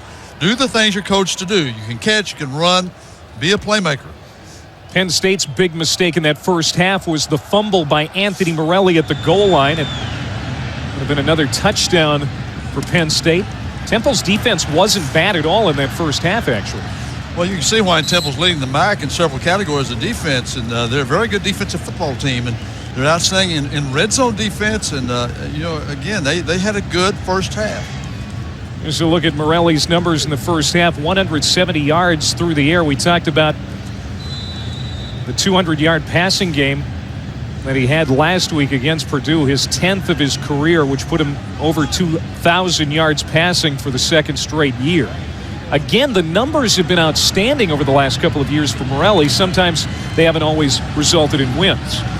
I think that's when you're Penn State, the expectations are so high.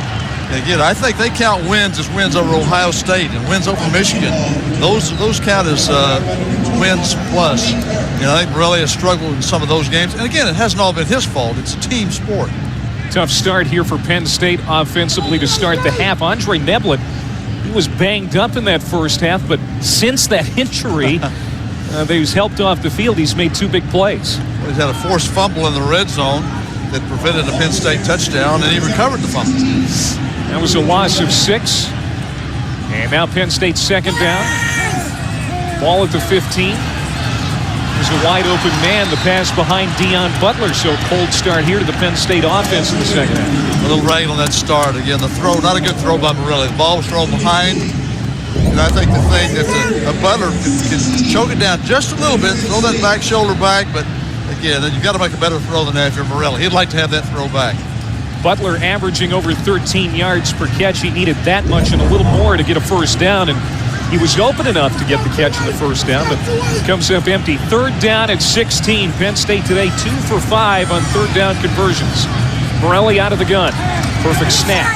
Sets up, looking downfield, throws it deep. Perfect spiral, but it's incomplete. There was some bumping along the sideline. Jordan Norwood, who already has 2 touchdown catches, was the intended receiver. Evan Cooper, the cornerback.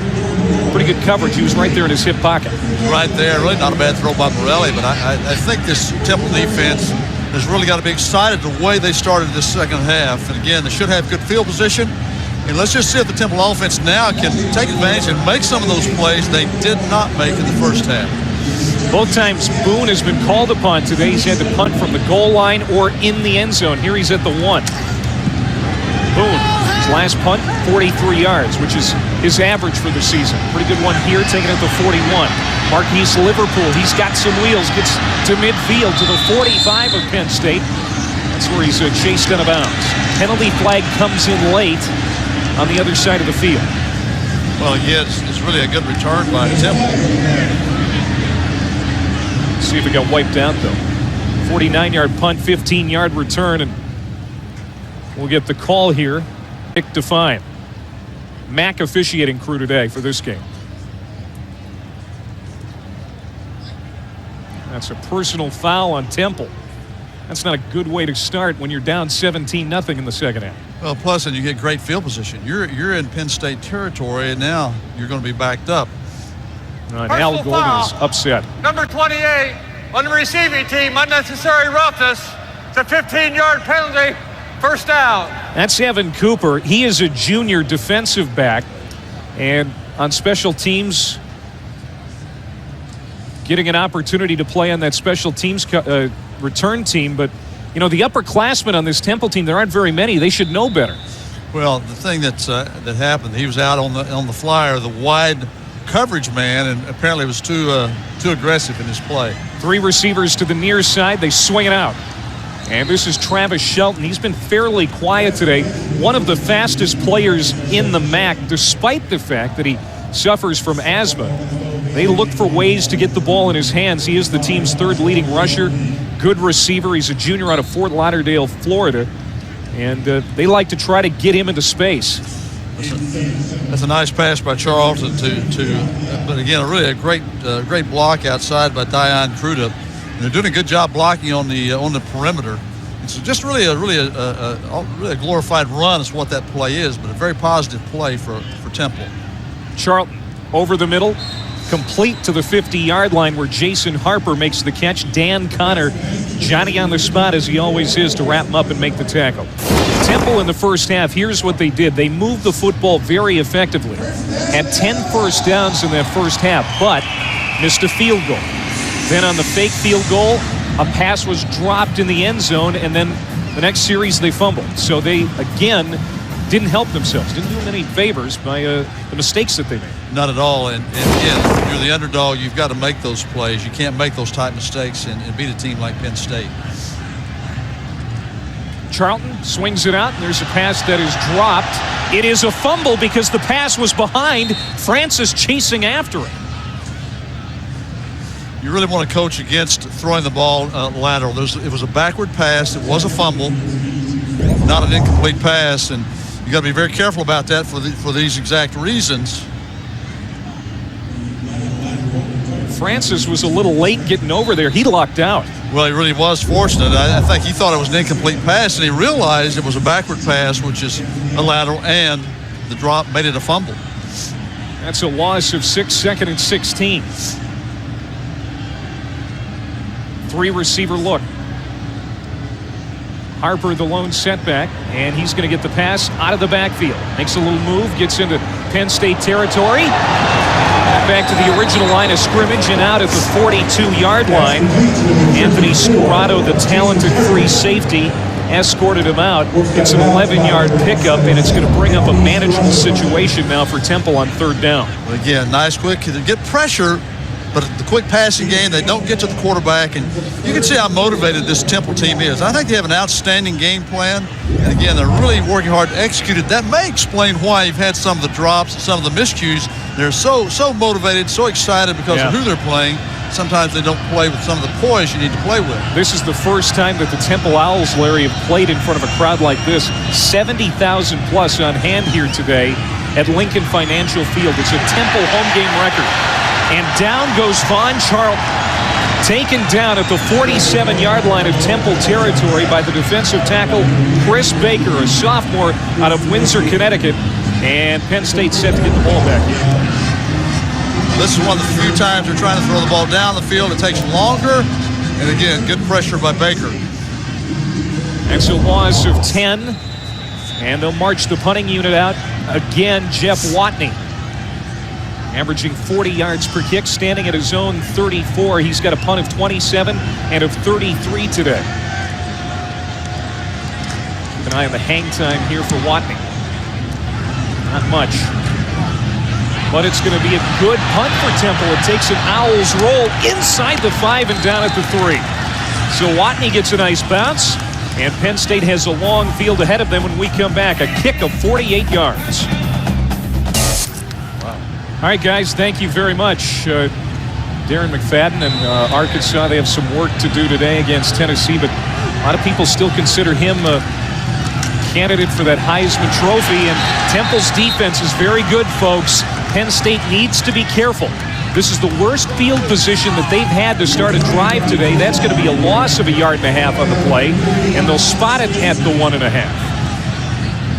Temple's got a lot of confidence now, especially on defense. They played well on defense the entire year, and they really believe they can hold Penn State. This is a very big series, and they're going to try to get some field position for the Temple offense. Anthony Morelli up under the center. A.Q. Shipley. And a quick handoff, but not a lot of daylight there for Dan Lawler, the fullback. And it's going to bring up 3rd and about 12. Well, good emotion by the Temple defense. They're really playing with a lot of confidence. And we're at Lincoln Financial Field. It's a game between Temple from the MAC and the Big Ten's Penn State Nittany Lions. He's Larry Coker, and I'm Clay Matvick. Temple has moved the football. They're up over 200 yards of offense today, but unfortunately they have no points on the scoreboard. They have made a lot of mistakes that have hurt their cause. Morelli rolling out in the end zone, sets up, fires, has a receiver, and slipping a tackle and getting the first down. Nice catch and a nice run after the catch for the sure-handed Derek Williams. Williams is their go-to receiver, and really, again, just a missed tackle, as you can see here to the right of your screen. Again, it's good position. Nice throw by Morelli. A sure tackle there, and it's going to be short of the first down, but he shakes the tackle and makes the first down. A big play for Penn State. You're right. When they need the big first down, who do they go to? Williams. Williams. On 1st and 10, a little play fake. Morelli felt a little heat starting to come down on him. Got it away, but it's incomplete, intended for Andrew Corliss. We talked about Temple's defense being #1 in the MAC in total defense. And they have played pretty well today. The offense hasn't given Temple's cause a lot of help this afternoon. But you can see what they've done throughout the season. It's pretty impressive. Very impressive. And again, if the offense from Temple had contributed, they would be right in this game. They're not out of it, but they'd certainly be 17-14 or maybe even tied up.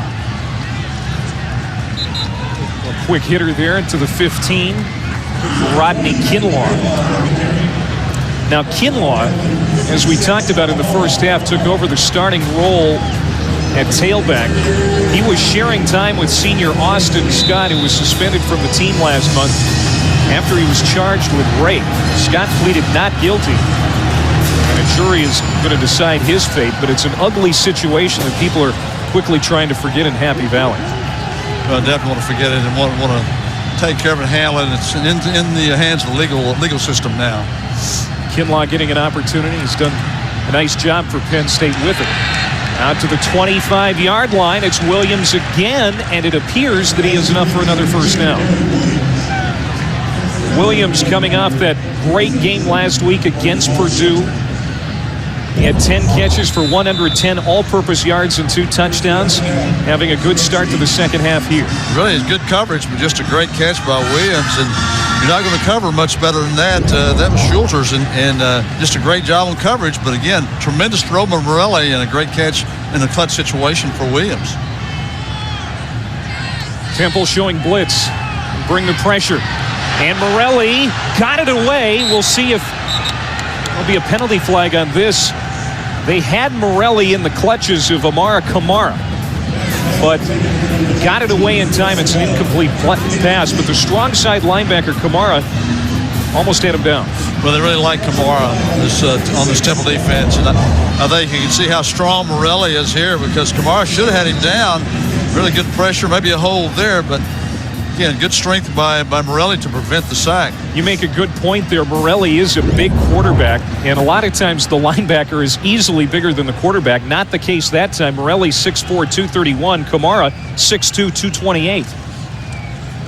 Morelli out into the flat. Nice little move by Williams, and he is dangerous when he finds some running room. Check that. That was not Williams. That was Deion Butler putting on some fancy moves there. Terrence Knighton wrapped him up short of the first down marker, but pretty close. Well, this could be an interesting drive for Penn State, because they could take this thing the length and really put this game away. It was enough for the first down, so they do move the chains, and Morelli now over 200 yards on the game passing. He's played very well. He has. He really has. That's his 11th career 200-yard passing game. Rolling out to his right, Morelli being chased, and this time gets it away, and this time Temple wants a penalty flag for sure, but again, none thrown. Well, he's out of the tackle box, and he can throw it away, but he's got to throw it past the line of scrimmage, which I believe he did. I think that's a good play by Morelli. That was Brian Sanford, number 52, who chased him down, the sophomore out of Hartford, Connecticut. Almost had the sack for a big loss, but Morelli, he's a senior, he's savvy, and he got it away just in time. Well, he did. And again, he's outside the tackle box, so he can throw it away. He just has to throw it past the line of scrimmage, and he does. He was able to do that. Again, strong, smart quarterback.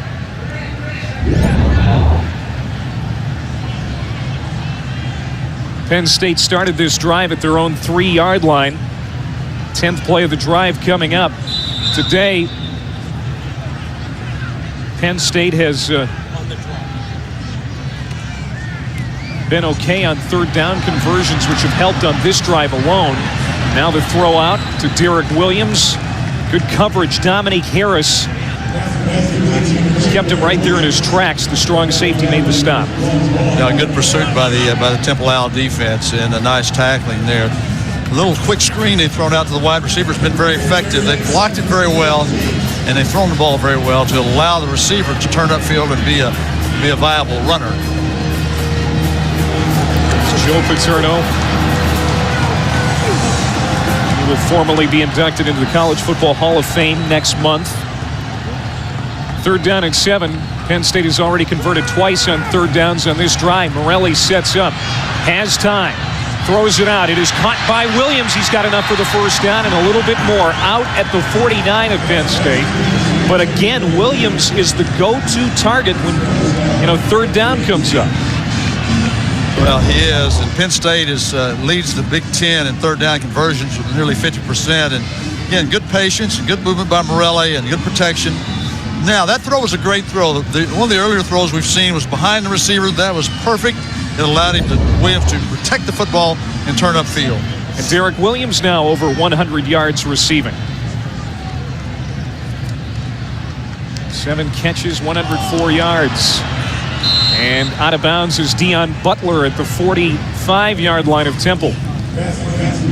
Getting a lot of guys involved. We've seen Norwood catch a couple of touchdown passes. Williams over 100 yards receiving. And their 3rd leading receiver, Deion Butler, with this catch, he's been involved too. Well, a good drop by the linebacker and nearly had a chance to pick it off. But, Morelli throws the ball with a lot of authority and a lot of confidence. And to me, he looks awfully good at doing it. He's had a good day today. The Lions' win last week over Purdue was the final home game for the seniors. Morelli is one of those seniors, but this is like a home game today. But here he throws an interception. Picked off.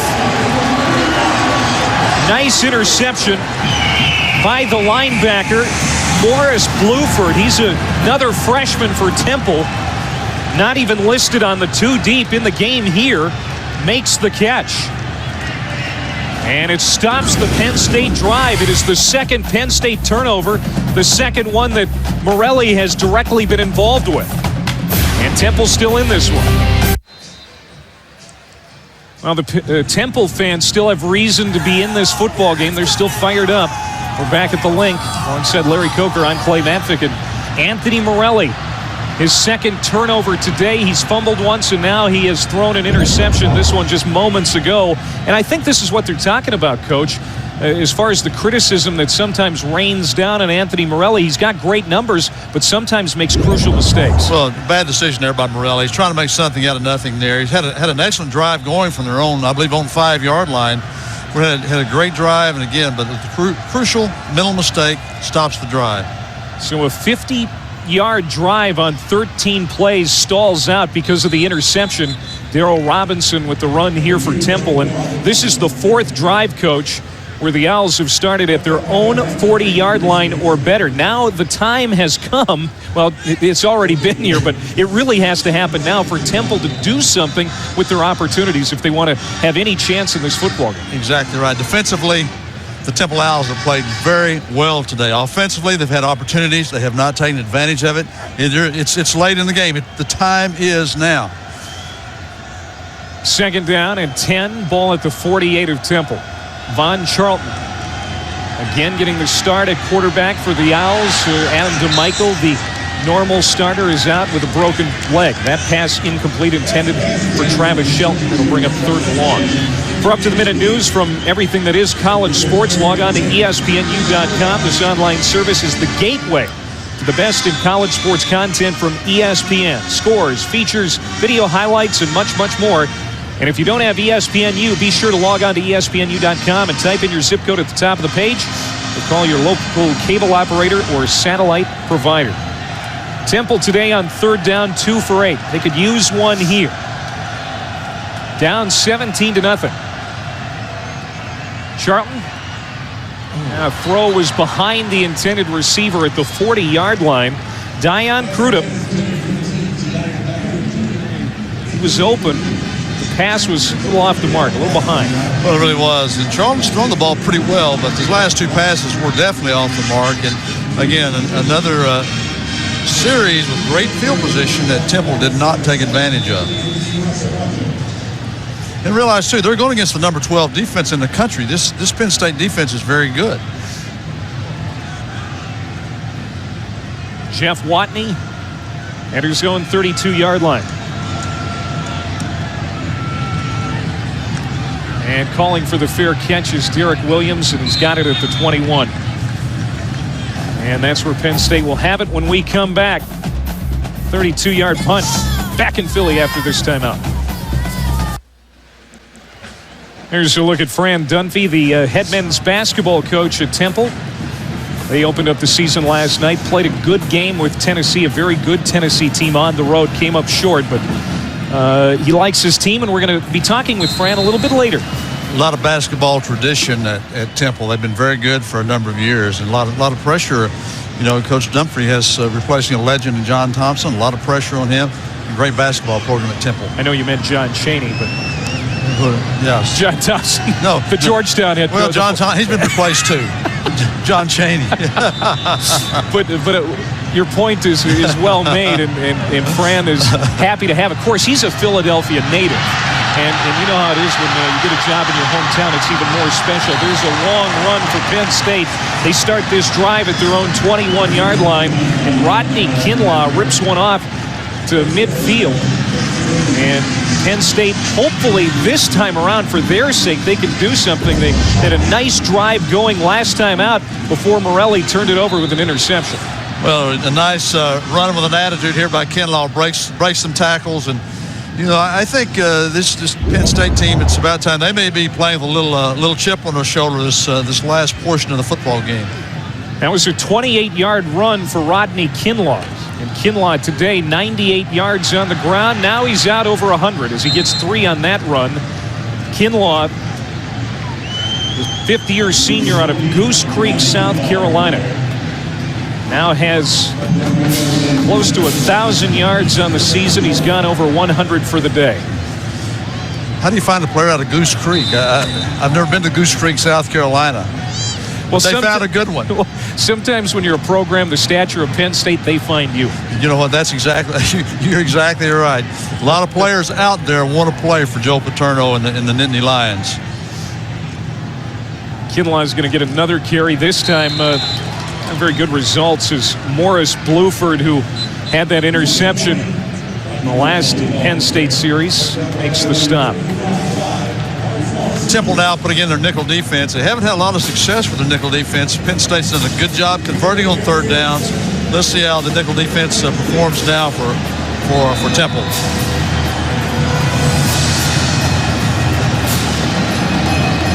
Penn State on third down today, 5 for 9. I think you're right, Coach. As long as it's 17-0, Temple down 17 points, they feel that they're in this football game. Penn State would go a long way to slamming the door with a touchdown on this drive, and it's almost picked off again. Man, Alex Joseph, the weak side linebacker who had a career-high 18 tackles last week against Ohio, almost had a huge interception there. That's a great break from the underneath coverage from the linebacker, and again, those are things defensively. You've got to score. The offense isn't scoring. Defense, hey, you can score. There's more ways to score on defense than there is on offense, and had an opportunity that time to score. On to punt is Jeremy Boone as Temple is going to get the football back again. Today for Boone, a 43-yard kick and a 49-yarder. This one is short and a mistake.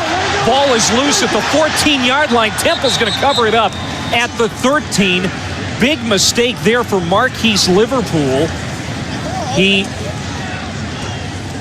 just didn't know what to do with it and almost had a costly mistake there for the Owls. Well, that's one of those, what were you thinking? And he wasn't thinking there, because that was a costly mistake. And I couldn't tell there. He might not have touched the ball, but still, that's a risky play. The special teams coach will talk with him about that. He tried to short hop it. Darryl Robinson, lucky for Liverpool, was there to cover it up. And Temple has the football at their own 13-yard line. Dale Golden This is what he's going through here with this young Temple program. There are going to be situations like that. But as we've seen today, there is some upside with this program as well. Charlton spun around at the 2, and down he goes at the 2.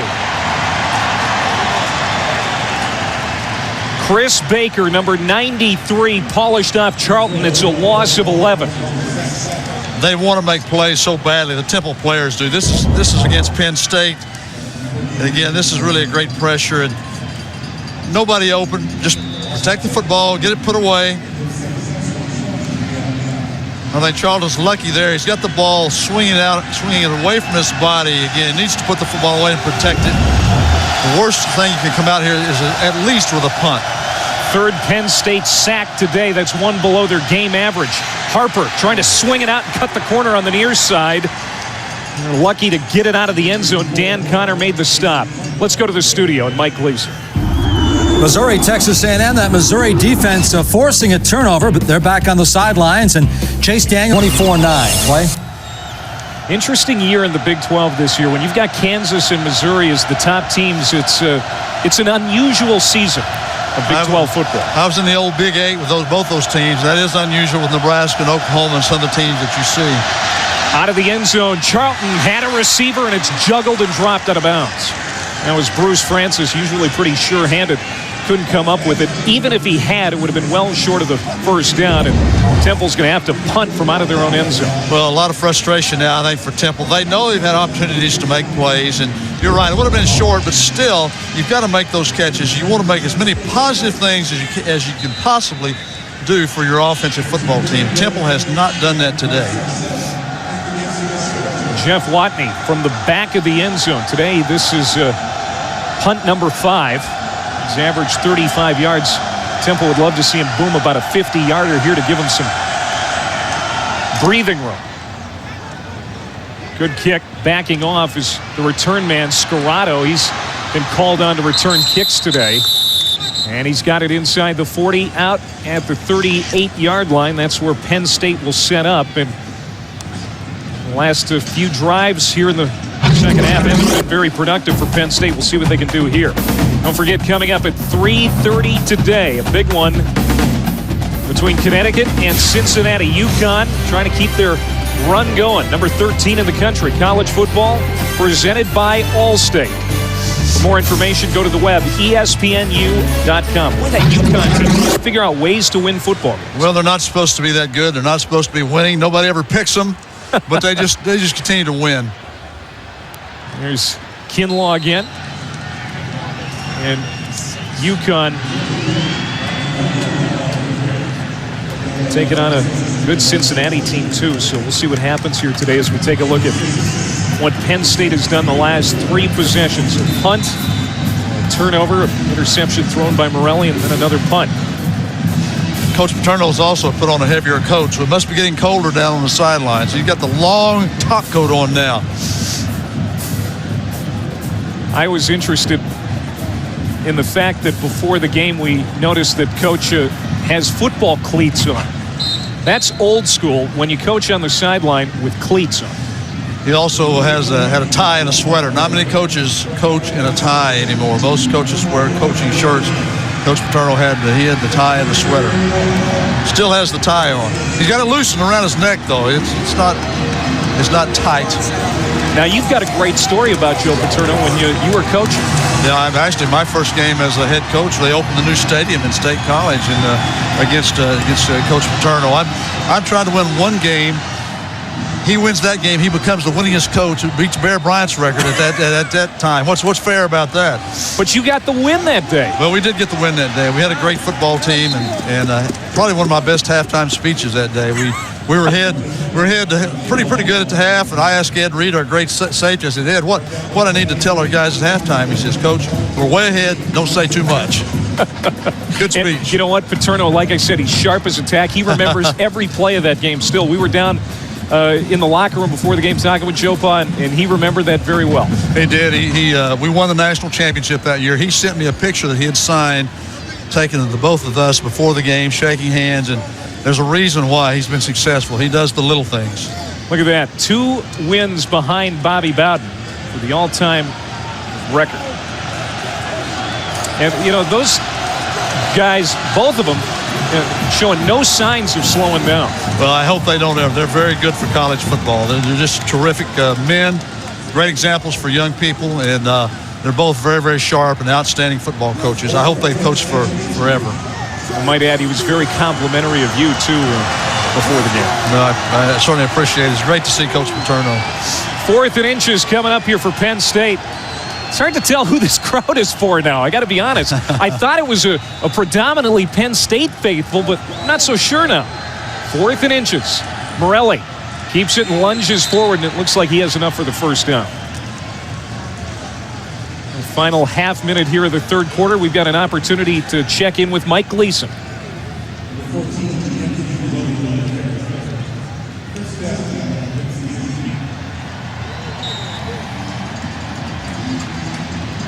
Apparently, we're going to check in just a second with Mike.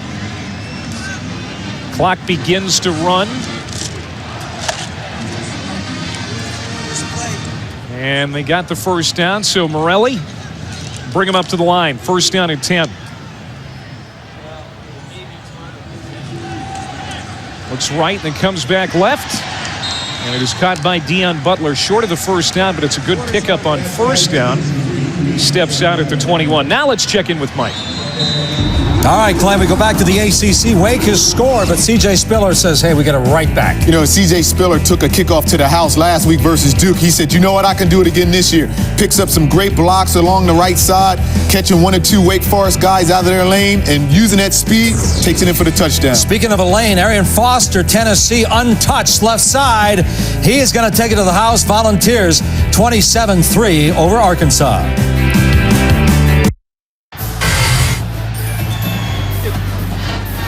Back at Lincoln Financial Field in Philadelphia, it's been a game of mistakes. They have hurt Temple more than they have hurt Penn State. Al Golden coaching against his mentor, Joe Paterno, today.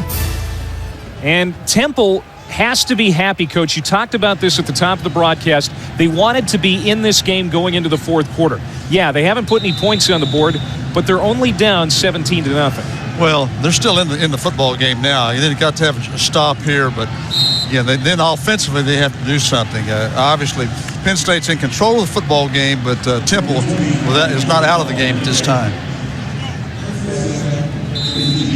Here's a look at Golden, the first former Paterno player to coach against Joe Parr. And the Owls have just been their worst enemy today, but still in it. But Anthony Morelli and the Penn State offense is moving now. Got it first down at 10 at the 15 of Temple. It's a run play down to the 10-yard line. Fran Dunphy is the head coach at Temple, the men's basketball team in his second year, and Fran lost last night against Tennessee, but pretty good Tennessee team too, and you were right in that football or basketball game, I should say. It sounded like a football game early on play, but we had a good time down there. They're a really good team, but I saw some things that I liked, so I'm feeling good about the rest of the year.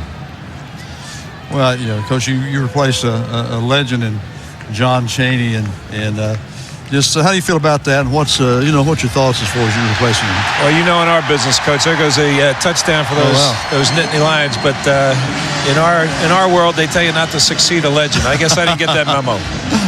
There's Rodney Kinlaw with a 10-yard touchdown run as Penn State has made it a 23-0 game. And Coach, coaching the basketball team, you can understand where Al Golden's at with this football team at Temple and trying to get things turned around, and it's been a tough day today, but certainly things are on the right track. I don't think there's any question about it, Clay. I think things that Al has done to change the culture and come in and really change the direction of the program has worked out perfectly. And yeah, this is a tough day for them today, but they are really a good team, and I think the future looks bright for Temple football. What did you like about the game last night for you? Well, we have a couple young guys that played very well for us, mainly Lavoy Allen, who's a power forward from a local high school here in Philadelphia. Just really did a terrific job for us, gotten a little bit of foul trouble. We need to keep him on the court a little longer than he was on there last night. You can see a little power dunk in transition. So he did a good job there, and they took a lot of our offense away. I thought they really played us hard defensively, but I think once we got used to what we were doing, we felt better about it.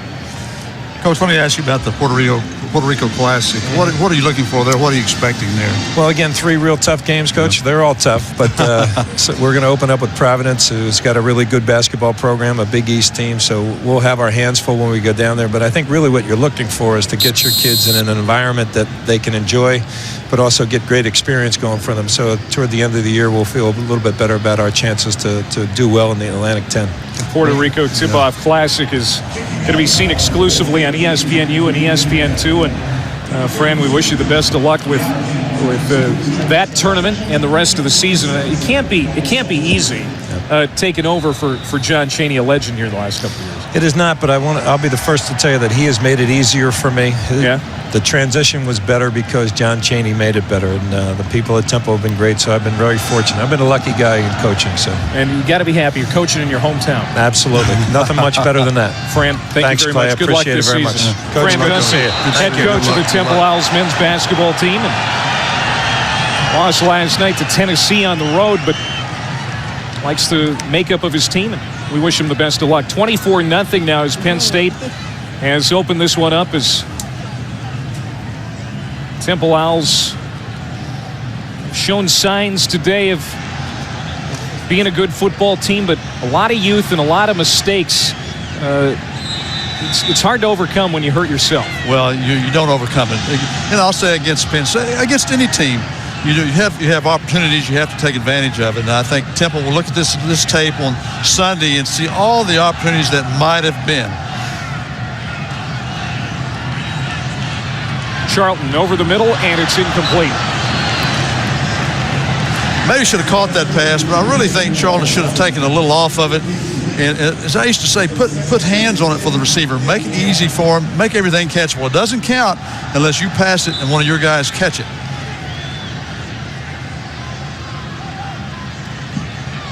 Charlton today throwing the football 20 of 32 for 198.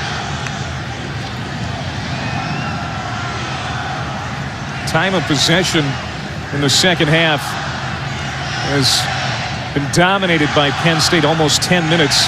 Temple just over 5. Charlton being chased, running for his life back there, throwing on the run to the sideline, and it's out of bounds. And Delano Green was the intended receiver. If you're Temple right now, what you don't want to see is the game get totally out of control. You know, it's now third down. It's third down long. Penn State defense has the advantage here of third and long. So, you know, again, probably going to get good field position if Temple doesn't convert, make a first down here. They'd still like to keep this game somewhat respectable and manageable. Third down here. See, they're just 20% today on third downs. Almost picked off, and Sean Lee has been good in pass defense today a couple of times.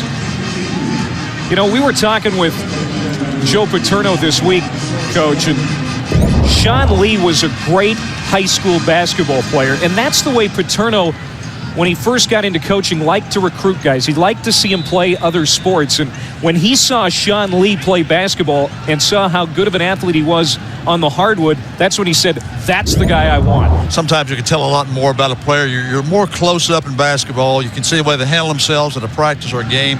I always like to see guys do something, run track, play basketball, but especially basketball, changing directions and leadership. 39-yard punt, no return. Derek Williams calling for the fair catch, and Penn State will have it. 1st and 10 at their own 39, leading big here in Philadelphia. ESPNU College Football presented by Allstate. From Philadelphia today, where the 23rd-ranked Penn State Nittany Lions are in the driver's seat here against the Temple Owls. It's 24-0 alongside Larry Coker. I'm Clay Matvick and our entire ESPNU crew. It's been a cool day here in Philadelphia, but at least the rain stayed away. And as you take a look at total yards by half, it was pretty even in the first half. And Temple, despite some mistakes of their own, stayed in the football game. But here in the second half, boy, they are -3 offensively, and Penn State threatening to blow the doors off. Yeah, it's a really cool half for Temple right now. They're not doing well, obviously. They need to. The Temple offense really hasn't got on track, and they can't panic. They need to score one touchdown. They're behind, but they need to just do a piece at a time, and they can only do that one drive at a time, one touchdown at a time. They need to get on the board. Here's Al Golden.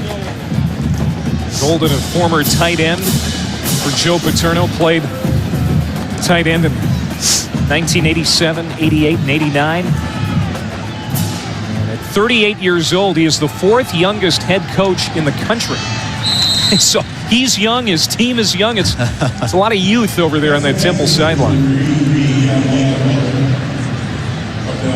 New attendance record here at Lincoln Financial Field. It's a new MAC attendance record. It's a new Temple attendance record. Well over 69,000. Well, it's a great event for Temple. And you say, well, why would Temple play Penn State? They're overmatched. But again, for their program, I think it's just a great game for them to have this many people come. It's for recruiting.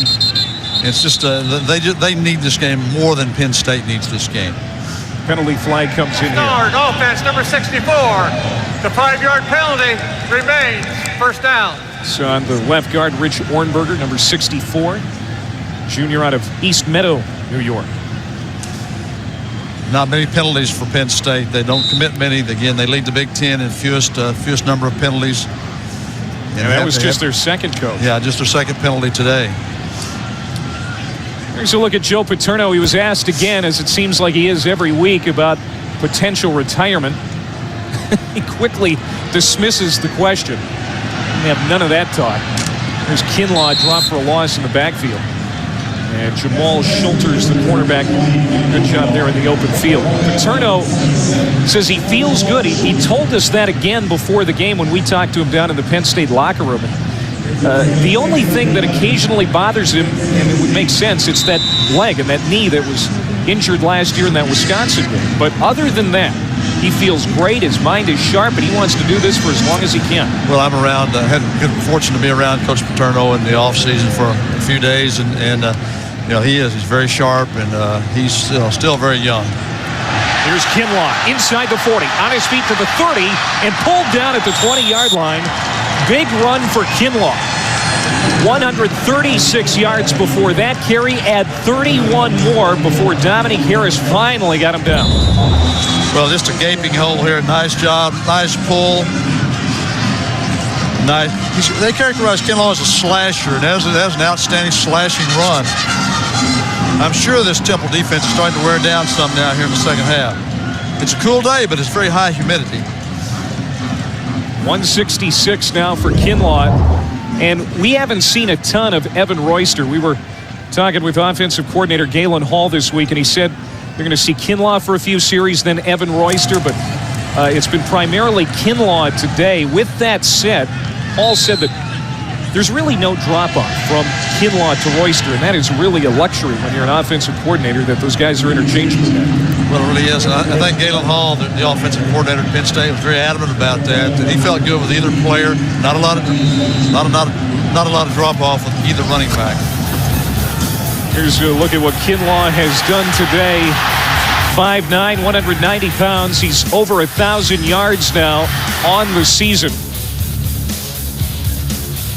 Just a good-looking running back, and again has become the feature back here just in recent weeks.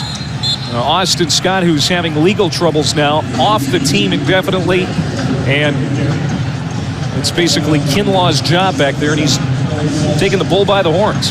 Well, Penn State's always had outstanding running backs, and I remember when I was at Ohio State, Kajana Carter, great first-round draft choice running back from Penn State. Some more accolades than others, but always a good, solid running back at Penn State, and they have more than one on the roster now. Kinlaw and Royster. Kinlaw, after a short rest, is back in the game. 3rd down and 5. Morelli lobs it up to the end zone. What a catch! Nice adjustment for Dion Butler, his second touchdown grab of the year. A 15-yard touchdown pass for Morelli. And Penn State now leads it 30-0. That's not a very high percentage throw, but the way that Morelli threw that pass. His player was going to get it. Obviously, Butler or nobody. This is just a great throw by Morelli. Phenomenal catch by Butler. Again, one-on-one coverage. Good call by Galen Hall. He knows what his players can execute, and they executed that flawlessly. Morelli with his third touchdown pass of the day. And yes, Morelli has made some mistakes today, but again, his numbers are pretty good. Now, with that said, they're playing Temple today. If those mistakes happen against the Ohio States or the Michigans of the world, it's probably a different story, which has been the case this season. But today, so far, so good. Penn State leads it 31-0, 9:20 to go. ESPNU College Football is presented by Allstate. Are you in good hands? And this one is in the hands of Penn State, leading 31-0 with under 10 minutes to go. Last touchdown drive, Morelli to Butler. It's a 61-yard drive that just went over 4 minutes, a 15-yard pass capped him. And Morelli now with 3 touchdown passes on the day.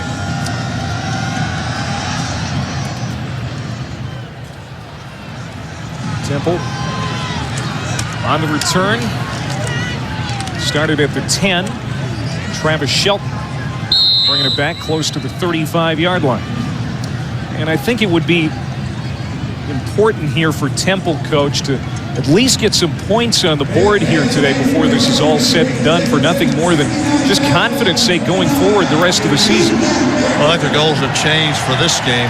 I think it's not to win the game now. Let's win first down. Let's make first downs. Let's score a touchdown. You can only score one at a time, so do something positive, and I think that's their key for the remainder of this game. After this game, Temple goes back into conference play against Kent State, a game at home against Kent, and then they wrap up the season on the road at Western Michigan. And we've said it before, not a bad first campaign for their first season in the MAC. They have a chance to go over 500 in league play this year. Let's go to the studio and Mike Gleason. Michigan down big, 3rd and long inside their own 3-yard line. Yeah, cornerback Jack Aquaguanu misses the jam against Manningham. Then safety Shane Carter takes a poor tackle, and you know what? Manningham makes him pay. 9 touchdowns in the last 4 games. 97 yards, longest touchdown reception down. Ties Darren Lewis, 24-16 Missouri on top. Okay, guys, thank you very much. Boy, if Michigan goes down today, that's going to shake things up across the entire country, really, and it's certainly going to affect Penn State. It's going to affect Penn State. It's really going to affect this bowl picture for the Big Ten Conference also. So, again, all Penn State can do is do what they can do. That's win today, and they've got to win a tough game next week on the road at Michigan State. A lot of bowl-eligible teams in the Big Ten Conference. We talked earlier about how Penn State, their ideal scenario would be getting into the Capital One Bowl, but they would also be, I think, pretty pleased to get back to the Outback Bowl, which is another New Year's Day game. They played in the Outback Bowl last year. That game is in Tampa. And getting back to that wouldn't be bad either. As we take a look at the bowl tie-ins, Coach. Yeah, it's an outstanding bowl game. Capital would be their first choice. I think, again, they're actually yelling now for Ohio State to win and for Michigan to win. That's rare for Penn State, but for their best matchup that they can have, it looks like Michigan's in for a tough day.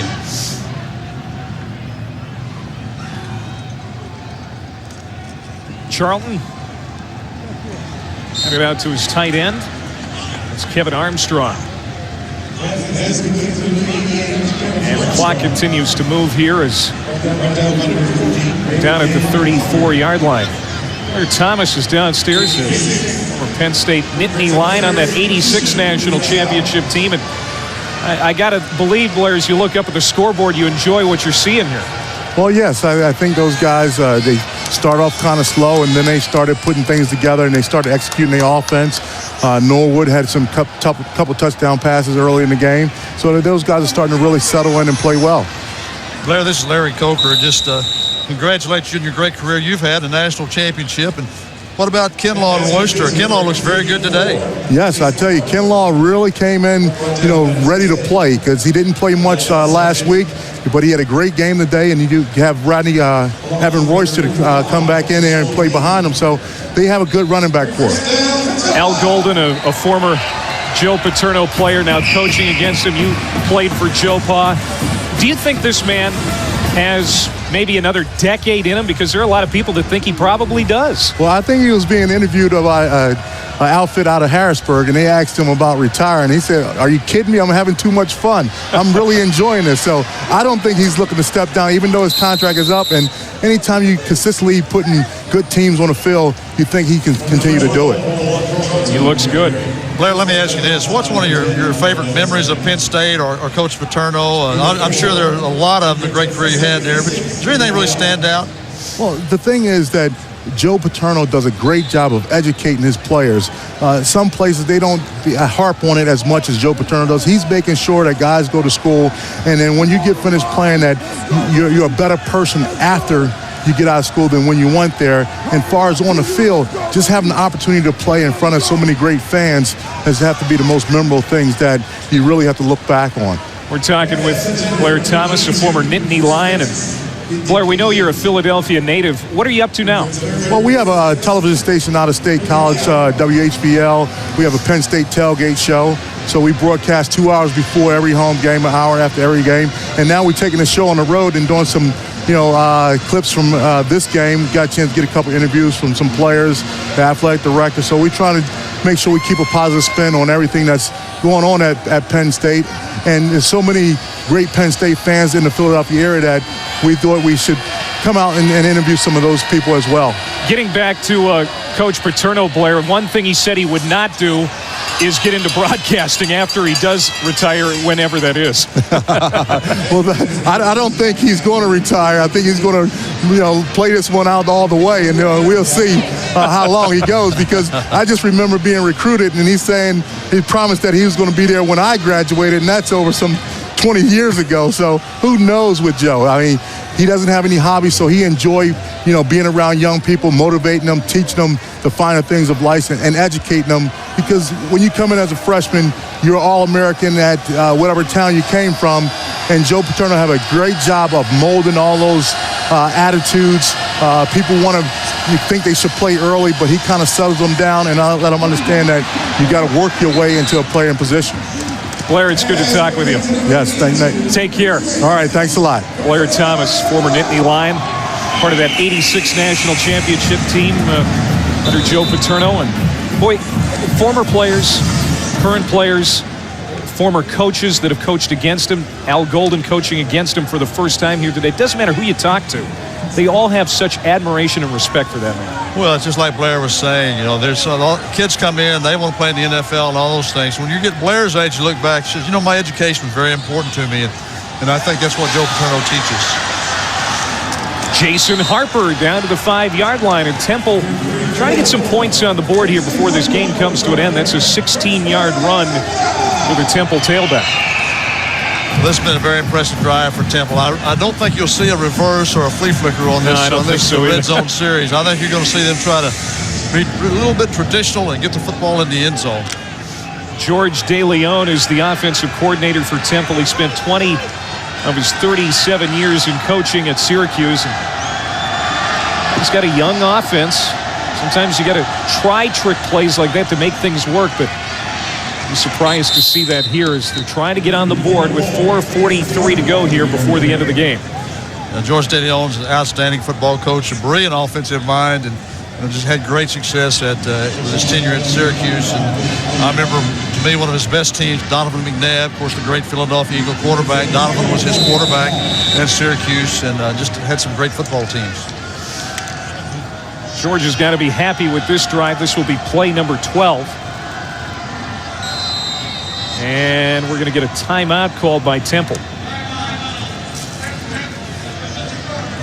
Now we've got a break and an opportunity to check in at the studio with Mike. And Clay, Michigan State has failed to close the deal, losing 5 of the last 6, now on top of Purdue. Curtis Painter finds Dorian Painter, and Painter puts the ball on the carpet. Travis Key scoops it up.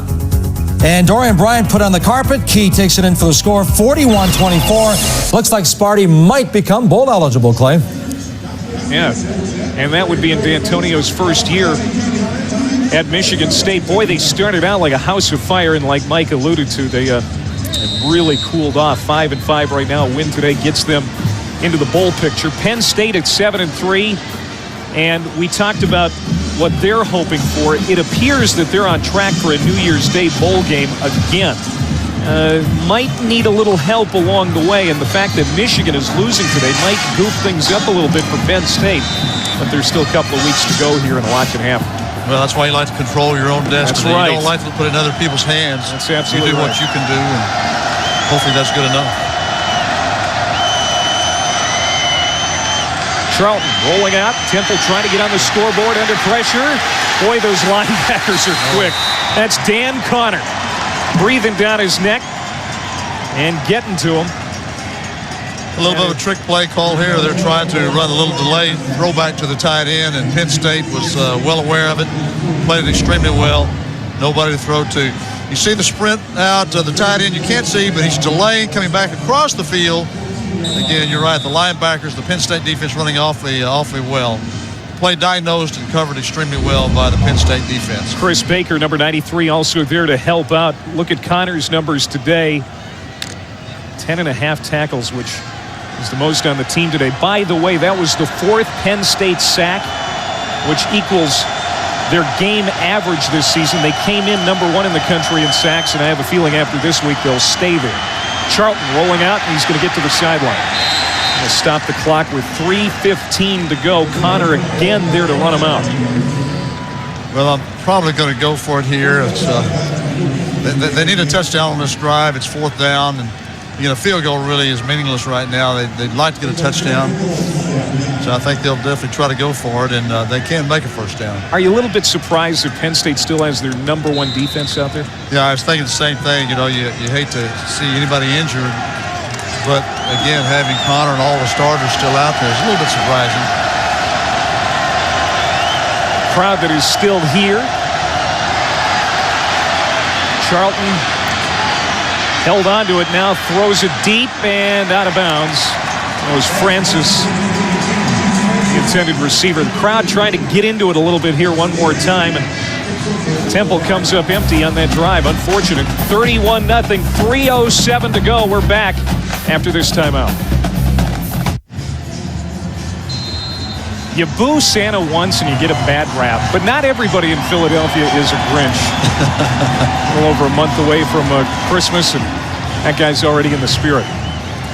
Joe Paterno, very happy with what he has seen from his Penn State team today. Maybe not perfect, but certainly good enough, and some players have been pretty impressive, i.e. Kinlaw. The backfield has had a nice job today. I think he's happy with the second half. I don't think he was happy with the first half. I think the second half is a tale of two halves, and I think the second half was all Penn State. So Penn State will wrap up the season on the road next week at Michigan State. And again, the Lions have to take care of business next week. They want to get to that January 1st bowl game. As backup quarterback in for Penn State now, Pat Devlin, number 7, getting some work here in the final minutes. As far as Temple goes, this was a game that was going to be tough to win anyway, even though they were at home. Now they go back into the MAC, Kent State and at Western Michigan, and to finish 5-3 in the MAC would be outstanding. They can do that if they win out. Well, they just have to rally their troops and get their focus back and realize this was one that kind of got away from the standpoint. They know they could have played better and made more plays than they did. Darrell Clark, number 17, throwing that pass. Penalty flags come in. Graham Zug, number 5, was the receiver there. Maybe a false start on Penn State. Minute 49 to go, but there is no question in Al Golden's mind. Illegal formation on the offense. 6 men on the line of scrimmage. The 5-yard penalty, replay, third down. Al Golden talking about where Temple is now as far as the league. It used to be that Temple was in the Big East. That was not a good fit for that program. He really likes being in the MAC, especially since Temple and Buffalo are the only two teams in this part of the country that are in that conference. Well, he's within a 4-hour drive of millions of people, a lot of big-time players, a lot of great high schools, a lot of great coaching. So there's going to be a lot of opportunities to recruit outstanding players to Temple. This is Darrell Clark.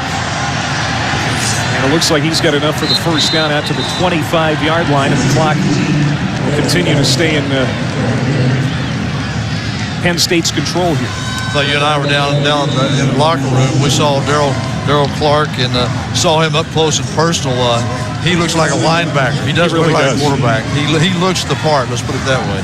There he is, number 17. He's 6'2", 232. And you're right. That's the physique of a linebacker. Now coming back in again is Pat Devlin under center. Clock moving now. We're under a minute to go. Some big games coming up tonight across the country. Of course, number 1 Ohio State will be in action. They're taking on Illinois at home. That's coming up at 3:30 Eastern over on ABC.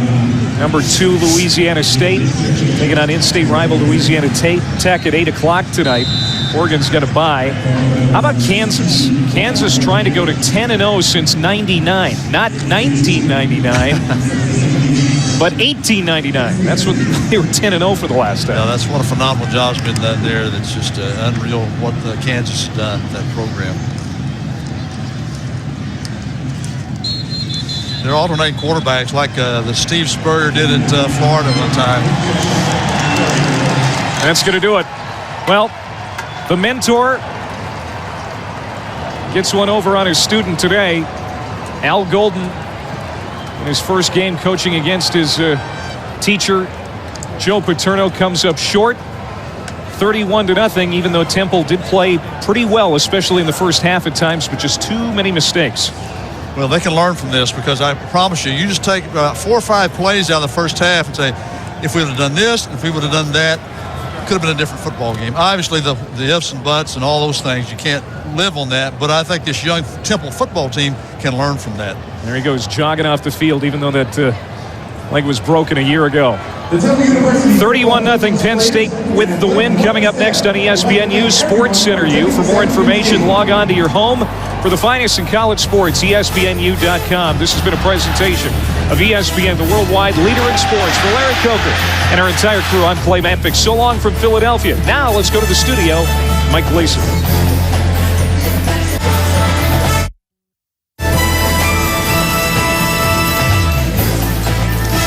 They put on college football's most distinctive uniform.